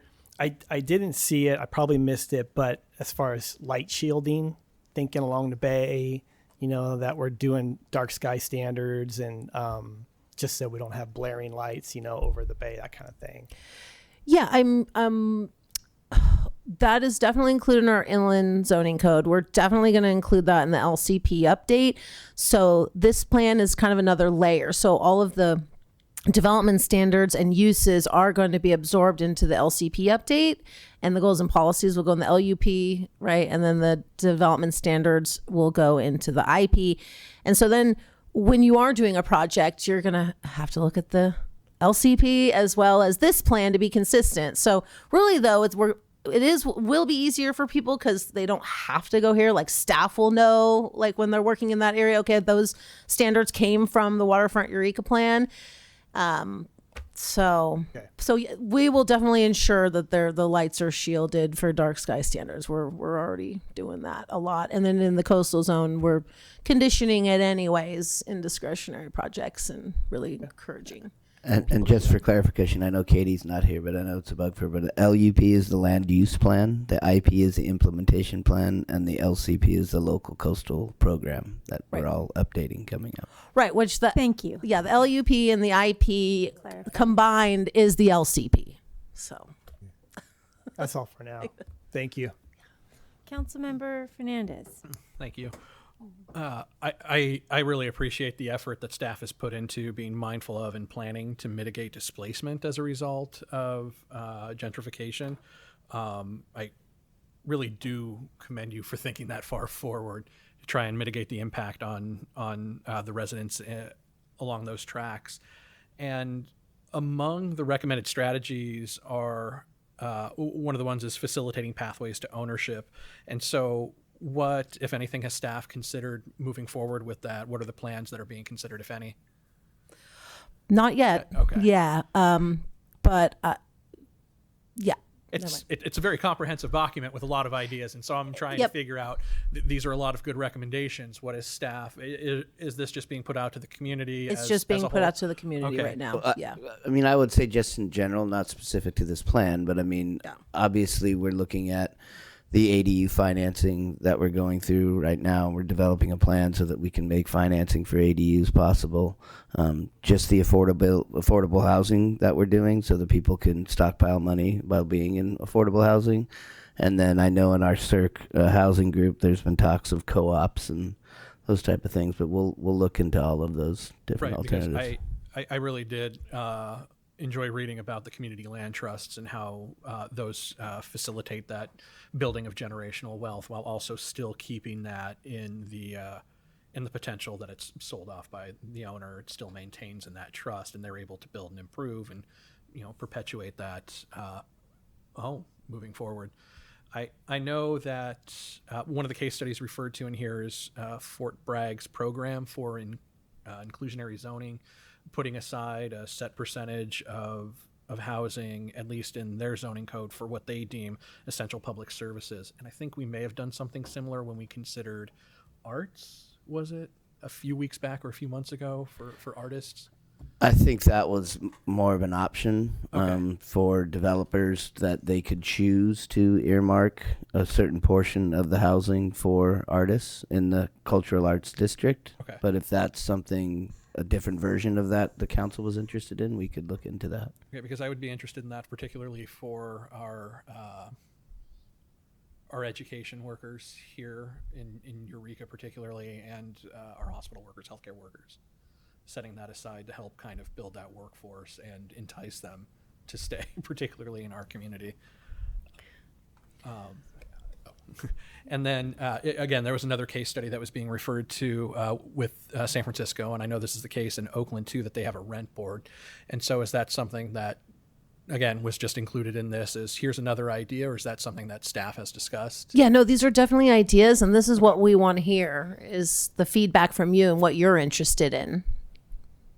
All right, thank you. Well, yeah, I am interested in rent board, and that would have to be fleshed out even further. So, yeah, I don't think those, in the planning could help with it, but yeah, that would be great if a council member spearheads that and directs staff to look into it more. I get it. Oh, you're interested in this? Well, go ahead and think about it then. Thank you. Councilmember Contreras-Deloche. Yeah, I also wanted to say, this document is just really impressive, and getting to kind of go through it and read it. And also I really appreciate the sketches. Going through there, I'm like, it helps to kind of envision things, and kind of see what things can look like. But yeah, just the amount of detail that's in this and how extensive this is, I'm deeply appreciative.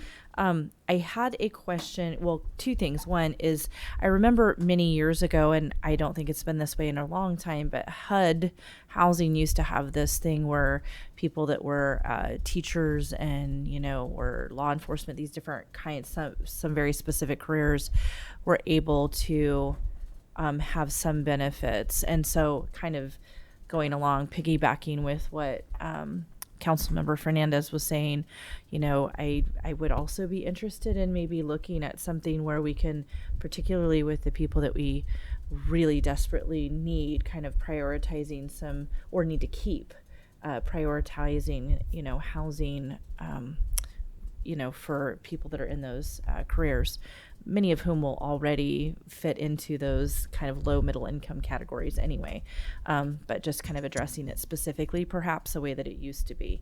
I had a question about medical offices and clinics and the kinds of limitations that are placed on it, or if I'm reading this correctly in the document, where it's like in some areas they're not allowed, in other areas it says they are, but not street facing, if I'm reading this right.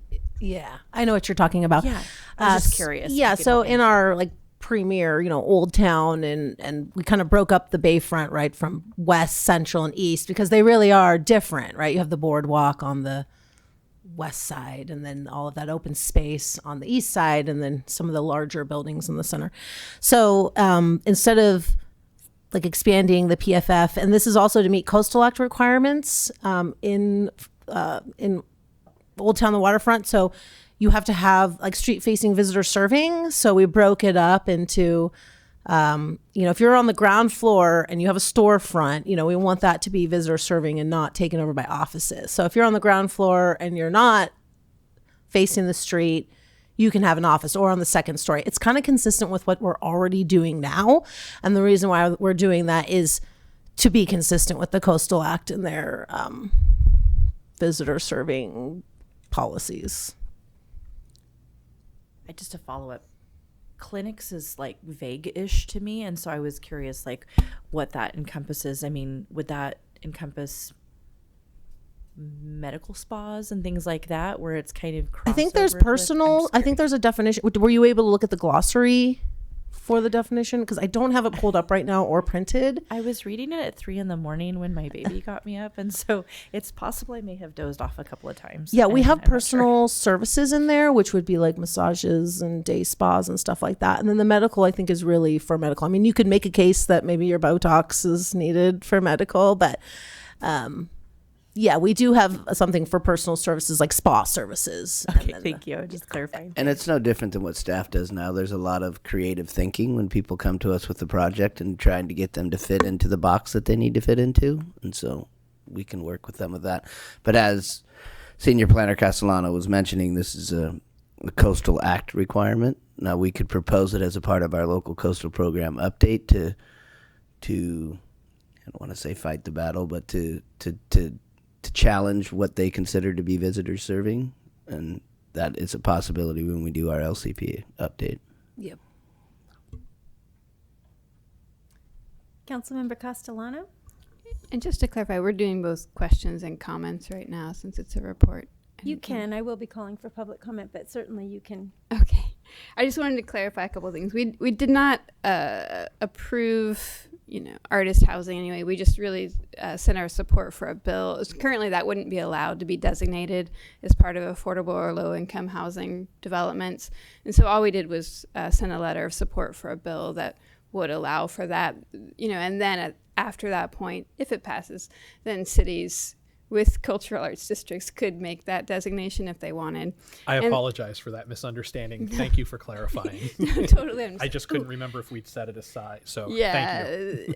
And then I just because I've done a fair amount of research around community land trusts and past ownership, and it's a huge struggle right now, just to find those, and I think it's worth continuing to pursue them. One of the challenges has been, and we can learn lessons from other housing trust, is that as property values increase for people who've bought in, anyway, it just creates some problems later on, like once a property gets sold and the value that increased over that property, you really need to create restrictions over how much value can be gained from ownership of that property over time. But it's I think there could be opportunities with condominiums and things like that, but it's I would say I think it's worth doing, continuing to do some research on how to really incentivize that, or work with developers, or, Dishkama is a community land trust. We do have kind of one in its early stages here in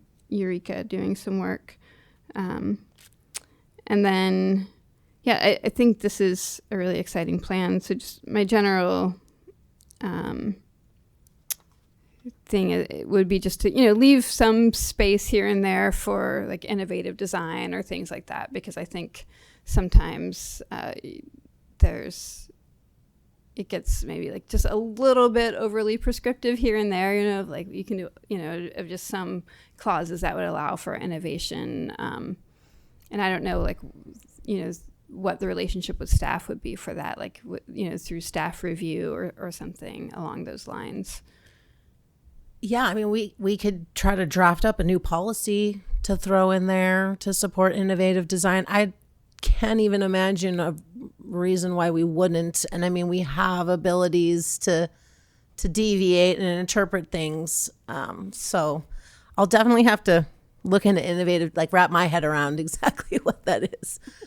Thank you. I mean, and I don't, again, it's kind of that we may not know, right? So it would be the thing that's, maybe there's a new building material that becomes the thing that people want to try out, right? And so how can we have a process that doesn't, that's kind of embedded within this plan that allows for that? Okay, thank you. Yeah, and I think I already kind of said my other comments in terms of through questions, so I feel like you probably got those, but thank you. Okay.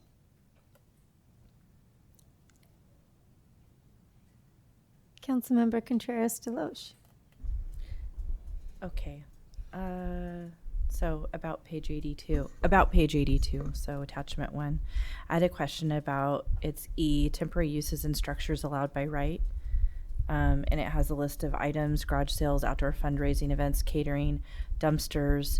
And then as it continues, I'm sorry, it's right above that. Hold on. But it was talking about RVs and camping.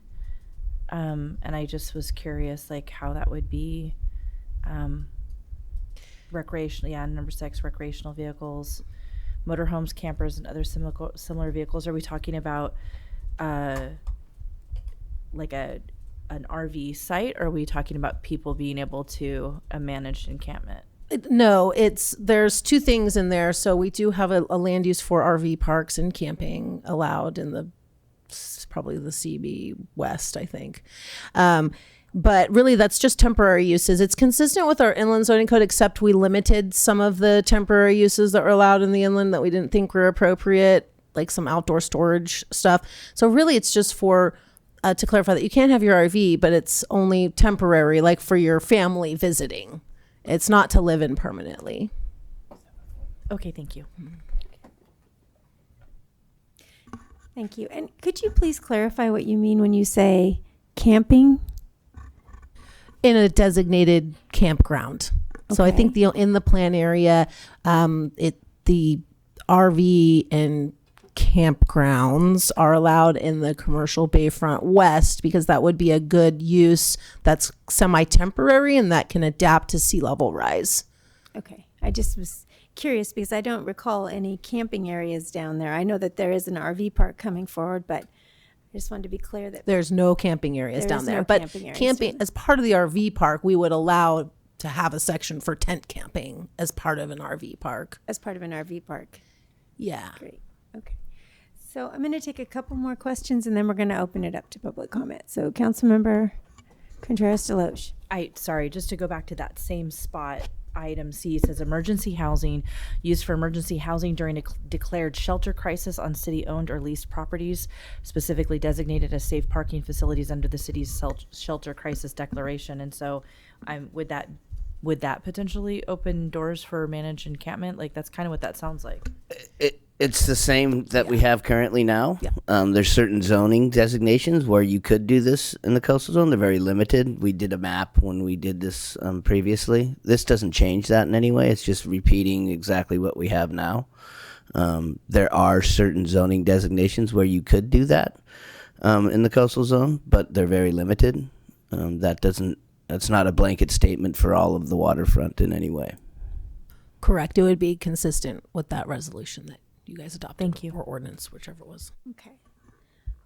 So we'll take some public comment and then do comments. Can I just So- say one? I just want to really commend staff, as council has already. This has been a lot of times you do documents like this, and I'm not a planner in any way, but they turn into paperweights. I've had 2 developers come to me after reviewing this and talk about underutilized properties and utilizing this as a tool for them to get to be able to develop that property quicker. So it's already working out well. So thank you to staff and senior planner Castellano. 100%. Okay, so with that, we will open this up to public comment. Is there anyone here that would like to comment on this item? Seeing no one, we will move over to Zoom, and I see Ash Teeter. Hello, can you hear me? We can.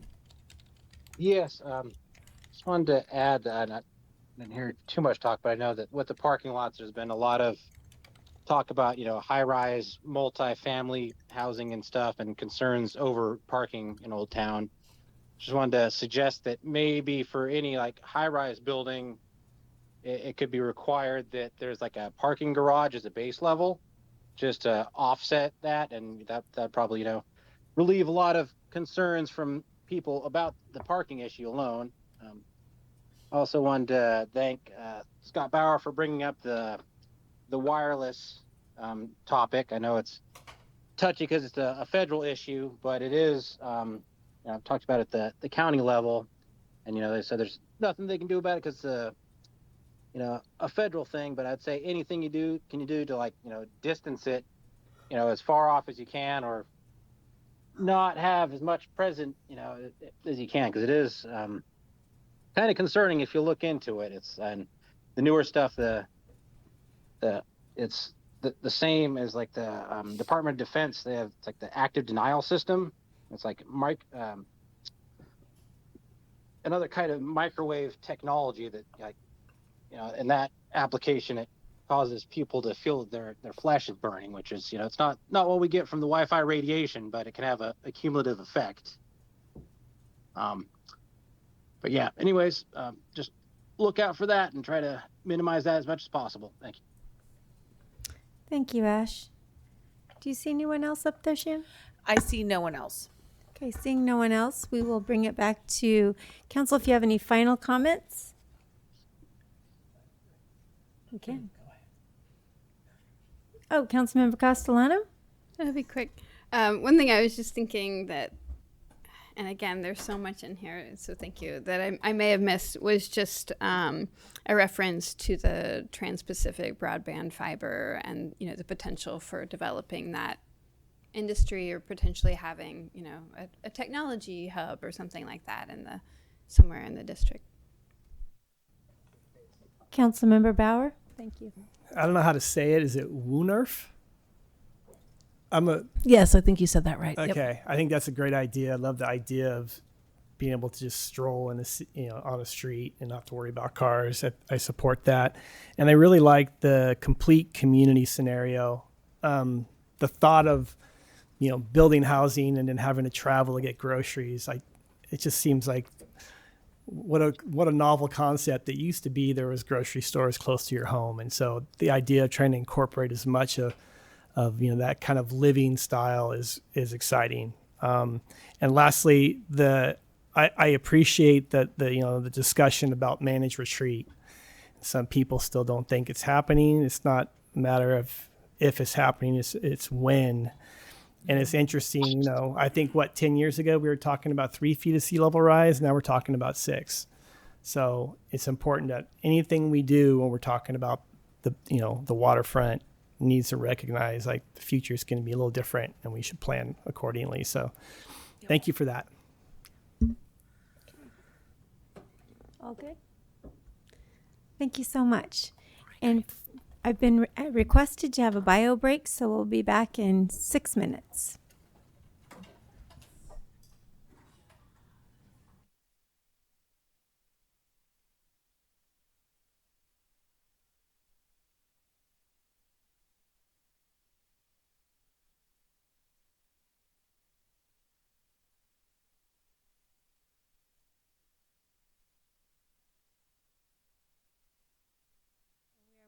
On to our neighbor privacy concerns and accessory dwelling units with Director Kenyon.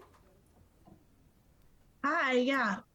Sorry I'm not sharing my screen. I am not feeling well tonight and I don't want you all to see me. Oh, we appreciate you being here. Yeah. Let me just start my slideshow from beginning. Okay, so a few council meetings ago, there was a request to talk about neighbor privacy concerns and accessory dwelling units. So what is an accessory dwelling unit? It's accessory to a primary residence on the same lot. So you have a primary residence, you can build a second unit, also known as a granny flat, and it can be attached or detached from the primary residence. And it has to have complete independent living facilities to qualify as an ADU under state law. So if you have a detached bedroom, that wouldn't qualify as an ADU. You have to have a kitchen and bathroom. And in Eureka, if your ADU received a certificate of occupancy after January 1st, 2020, it cannot be used as a short-term rental. So you have to rent it for a period of over 30 days at a time for long-term residential use. Under state law, certain ADUs have to be long-term rentals, but in Eureka, we just made that a blanket requirement. ADUs are really a success story in California. Once they started to be allowed, they're actually a way that we're getting housing. And Eureka has over 6,000 single-family residential parcels. This is an old statistic, it's from 2019, but at that time when our housing element was adopted, only 5% of those parcels contained a second unit. So there's a real opportunity in our single-family residential district and anywhere that allows residences to have more housing through ADUs. We have a goal of 20 ADUs per year. I accidentally put 60 in my report. It's 20 ADUs per year. And we're not meeting that goal yet. But we're definitely streamlining regulations, and we believe it's more of a financing issue.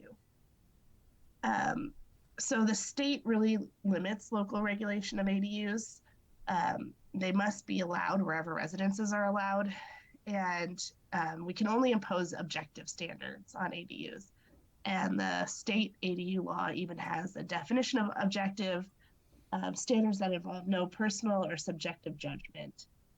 So minimizing risk to hazard would be a subjective standard. You have to be 100 feet from the cliff edge would be an objective standard that would be allowed. And then it further limits what types of objective standards you can impose. And one of the big things it limits is setback requirements. So you can only require a 4 feet maximum setback from side and rear property lines. And if you're going into an existing structure, like an existing garage or shed, you can't require any setback. If the structure is built within their property, on the property line, you have to allow the ADU in there. So I think that's where a lot of privacy concerns stem, is that some of these ADUs get built really close to property lines, and that's not something we can control. The types of objective privacy standards we can impose are preventing line of sight into adjacent properties through landscaping, fencing, glazed windows, requiring windows to be placed above eye level, or not allowing windows and doors facing adjacent properties.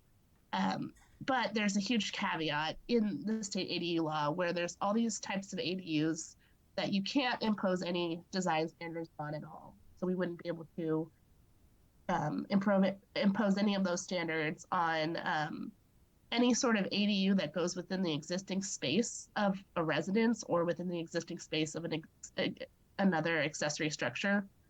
Conversion of a garage, we couldn't impose any code standards on. We also can't impose them on an ADU within the proposed space of a new single family dwelling. And a detached new construction ADU, we can't have any local regulation of if it's under 800 square feet and 16 feet in height, and it abides to those 4-foot side and rear setbacks. Also, any ADUs created by converting portions of existing multifamily dwellings into usable living space, and up to 2 detached ADUs on a lot with an existing multifamily dwelling. So staff really recommends that instead of adding regulations, we provide further guidance on ADUs. I'm so sorry. Because many ADUs would be exempt from the regulations anyway. We don't want to hinder ADU production. All residences in Eureka can create privacy concerns. And there's ways concerned neighbors can deal with it through fencing and landscaping. Sorry.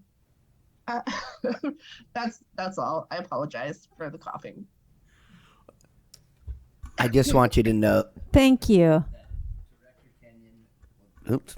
Director Kenyon was offered to skip this, and she is a trooper as like no other. So, thank you, Director Kenyon. That now. I should have taken up my. Okay, so let's start with some questions. I was just going to ask if we could continue this to the next meeting because we may have questions, and I don't want to put our director through anything further than she needs to at the moment. Thank you for presentation, Kristen. I think we're going to get a consensus to give you the night off. So do we have thumbs up? Yeah. Can I do that by thumbs up? Can we postpone? Great. Get some rest. Thank you. You're welcome. We'll see you next month or next meeting. Take good care. That's how our city rolls out, I swear. It's awesome. Like, this is our Team Eureka. Like, people show up when they're dying. Not really, but it's just so appreciated. So we are going to table that item until a future meeting and move forward to League of California Cities voting delegate. We'll turn that over to Assistant City Manager Powell. Yes, Mayor and Council. As you know, the League of California Cities annual conference will be held in Sacramento in September. And at that meeting, they always have a business meeting that concludes the session. And they will consider resolutions or bylaws changes. At this time, they don't have anything scheduled, and there may not be a business meeting unless there is a movement at the conference to bring forward a resolution, which could happen, but they're not expecting it. But just to make sure, we would like a delegate to be appointed, and then also an alternate just in case someone can't make that. The business meeting is scheduled for Friday morning, which is good because usually the delegate, whoever was the delegate to the business meeting, had to stay into the afternoon and the business meeting could go on.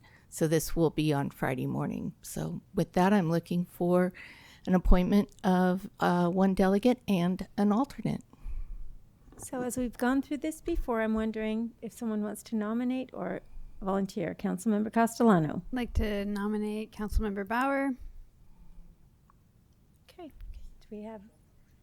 Yeah. Okay. Does it need a second? I don't think. Do we need to actually? Does she need to make that motion? So you did. I will make a motion for Councilmember Bauer to be the voting delegate for the League of California Cities business meeting. Great. Second. Please vote.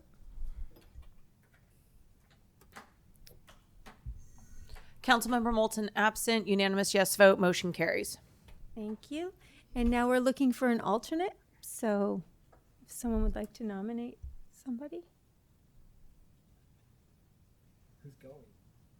Is everybody going? Okay. You want to rock, paper, scissors? Yeah. What's going on? I'm going to nominate Leslie. I'll second. Okay. Got a motion and seconded. Please vote. Councilmember Moulton absent, unanimous yes vote, motion carries. Thank you. I'm sorry, Councilmember Castellano. Future agenda items. Does anyone have any items they want to present for future? Councilmember Castellano? This isn't an immediate need, but I'm just wondering if we could get an update on the tiny house kind of camping work that we discussed in quite a bit of depth earlier this year. And maybe kind of with that some report or update on kind of what we're preparing for winter. And again, it doesn't have to be like next month, but just before winter is upon us. So I think we have a sense of what the plans are going to be. Okay. Any thumbs up, thumbs down, thumbs sideways? Okay, looks like it's all thumbs up. All right, moving on. City manager reports. Thank you, Mayor, and good evening, Mayor and Council. Tonight we're going to have Director Gerving, Director of Public Works Gerving, come up and do a report on construction. But before he does that, I just want to do a quick thank you to all of the staff who worked on Get Out and Play Day. It was raging. It was a huge success this year. We're getting back up to pre-COVID. Next year will be the 10th anniversary, which is amazing to me because I guess we started this in 14. Yep. So it was very well attended, and staff did a really good job, and I think it's a great event for the community. So thank you to staff and our new rec supervisor, Jim Thomas, for taking that on. So, and with that, here's Director Gerving. Thank you. All right. Thank you, Mr. City Manager. And I also want to start off with a thank you.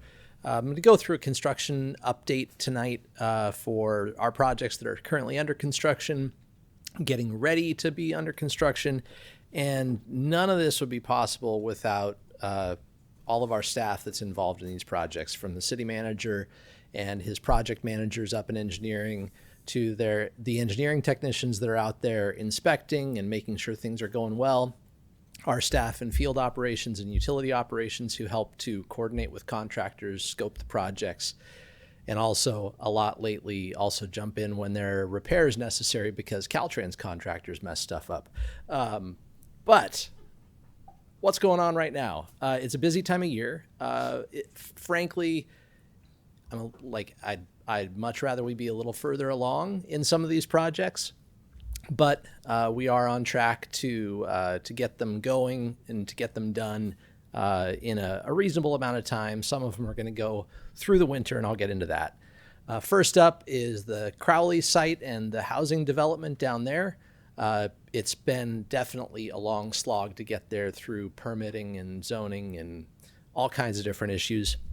But the site grading and the underground utilities have been completed. Tomorrow, the contractor is going to be doing a directional drill from that site over to the wastewater treatment plant for the connection of the wastewater, and then the lift station improvements at the wastewater treatment plant to accommodate that connection will be completed next week. The delivery of the actual units is anticipated to be late September at this point. And just putting it out there, we're going to be organizing a big work party to put those together. We don't have a contractor that the city or anybody else is paying to do that work. We're going to be calling in volunteers, whether it's other contractors or city employees, community members. Everybody's going to be welcome to help, and we will try to have some experienced folks there to help guide that work and make sure it gets done well. Director Gerving, will there be pizza? You name it, it'll be there. I'm sorry, it's late. Good, carry on. And then lastly on that project, we're continuing to coordinate with PG&E, our electrical engineer, and contractors on the electrical service, which we knew was going to be one of the challenges with the project. We knew it would be a long lead. It's turning out to be a little more of a challenge than anticipated, but we'll get through it. High tank pump station, that's another project that's been in the works for a long time, not quite as long as the Crowley site. Basically, this is updating a 1950s era set of pumps at the high tank that provide a secure water supply for about half the city. And where we are now, the building is up, the pumps are in place, the yard piping is complete and tested, And we anticipate the facility will be operational in about 6 weeks. Some minor pickup work after that, but a good project that's well on its way to completion. The fiber optic installation to connect the municipal auditorium to the high tank and also to an existing fiber optic line in Henderson Street. That contract is in progress with work happening kind of in conjunction with and slightly ahead of the multimodal project. That's a big one, obviously, the multimodal project. A lot of grant funding going into pedestrian safety and bicycle safety improvements on HI 6th and 7th Streets. Again, with H and I Streets in particular, it's been in the works since at least 2017 with that north-south multimodal, man, I can't say it ever. North-south multimodal corridor plan. And that starts in about 2 weeks. It's taken a while to get the contract in motion after council awarded it in June. Work is going to begin on I Street and then move over to H with the paving of I Street before winter. Then the contractor will move on to the rest of the pedestrian safety improvements on 6th and 7th Streets. We anticipate that will continue through the winter. A lot of it's just kind of minor concrete work that can happen during breaks in the weather and even during some minor wet weather. And then finally, the pavement rehab work. You may have seen that Fairway Drive, that paving is complete. The striping will go in tomorrow, followed shortly by delineators along the fog line to help separate the bike lane from the travel lanes and provide a visual barrier between motorists and bikes. That was one thing that the council added during award of that project to help offset the fact that we're not able to provide sidewalks in that area currently. Also in conjunction with the pavement rehab project is the paving of Old Town, which is going to happen starting in late September into October. We've done a lot of coordination with businesses in Old Town and will continue to do so before that project gets underway. We'll also have to coordinate with Friday Night Market, and it's going to be a challenge. There will be disruptions, but we're trying to do it outside of the peak tourist season, and we definitely developed the timing of that work in conjunction with the businesses down there and feedback from Eureka Main Street. So it's like I said, it's going to be a challenge, but we hope it's going to be really successful, and it's work that absolutely needs to happen. There are likely some other streets that are going to get added into the paving project. We just don't know what we'll be able to add, how much contingency we'll have left until we get to the end. But we do anticipate adding some more streets in that aren't currently in the scope, a block here, a block there, just to address some existing concerns. So that's a little bit of an update. There are some projects I didn't touch on just for the sake of time, but if you have any questions, I'm happy to answer them. Do we have any questions for Director Gerving? What about the Coast Guard project? Come on. That's your project. That's yours. It's Kelly's. Coast Guard building is also going well. Perhaps some change order work coming up, but hopefully getting CSET in there by when? 2025, something like that? No, project's going well. So in all seriousness, though, when do you think that project will be completed? I'm going to be optimistic and say end of October. They wanted 60 more working days for the change order, and there's been discussions with the contractor on there. What happened is after we had the initial design, we want to move CARE down there, the mental health group, and so there was a backside of the building that had some work that needed to be done, and we just got, Public Works Special Project Manager Alan received the change order to do that work, to add some offices and a conference room back there for them, and so they're going towards that, and there are discussions about how many more days to add to the project. So CSET won't be moving in until CARE moves in, until those improvements are made for CARE? It'll all be done. It'll be completed at one time. Great. Anyone else? Okay, thank you. Thank you. All right. Well, this moves us to council reports, and we will start with Councilmember Contreras-Deloche. Okay. So I attended the Humboldt Fire GPA meeting that we had. And then I got to go on that walking audit through Old Town with Dan Burden. That was really interesting. I think one of my biggest takeaways was how many things we're doing. And I thought it just says a lot about the people that are in planning positions in the city, that they're being very forward in their approach and very creative and innovative in how they're looking at things. Because some of the stuff he mentioned, you know, people would say, well, actually what we're doing is this, or we're starting to do this. And he'd be like, oh, okay, you know, and but it was very cool to kind of hear how he was saying, you know, you just can create these senses of place and purpose by just kind of arranging things differently, and just how important it is to, you know, look at how everything's laid out. I had some coffee meetings with some local concerned citizens regarding housing, parking lots in Old Town, and some other stuff that's coming up. And then this one, I just want to mention this. I was not, doing some food deliveries. And I just want to mention, for the 10 people still listening, people are in such a desperately insecure food situation right now. The food banks have seen such a steep rise in need. And even with the aid that people are getting, they're still running out in the last, and that additional rider of food benefits, food stamps and things like that, those have been canceled and rolled back. And so people are just not making it. And so I don't know, but I would just encourage everybody, participate in food drives. When you see those calls out on Facebook and other things for people asking for food, there's a lot of them on these mom groups, just to, if you can answer them, because people do not have enough right now.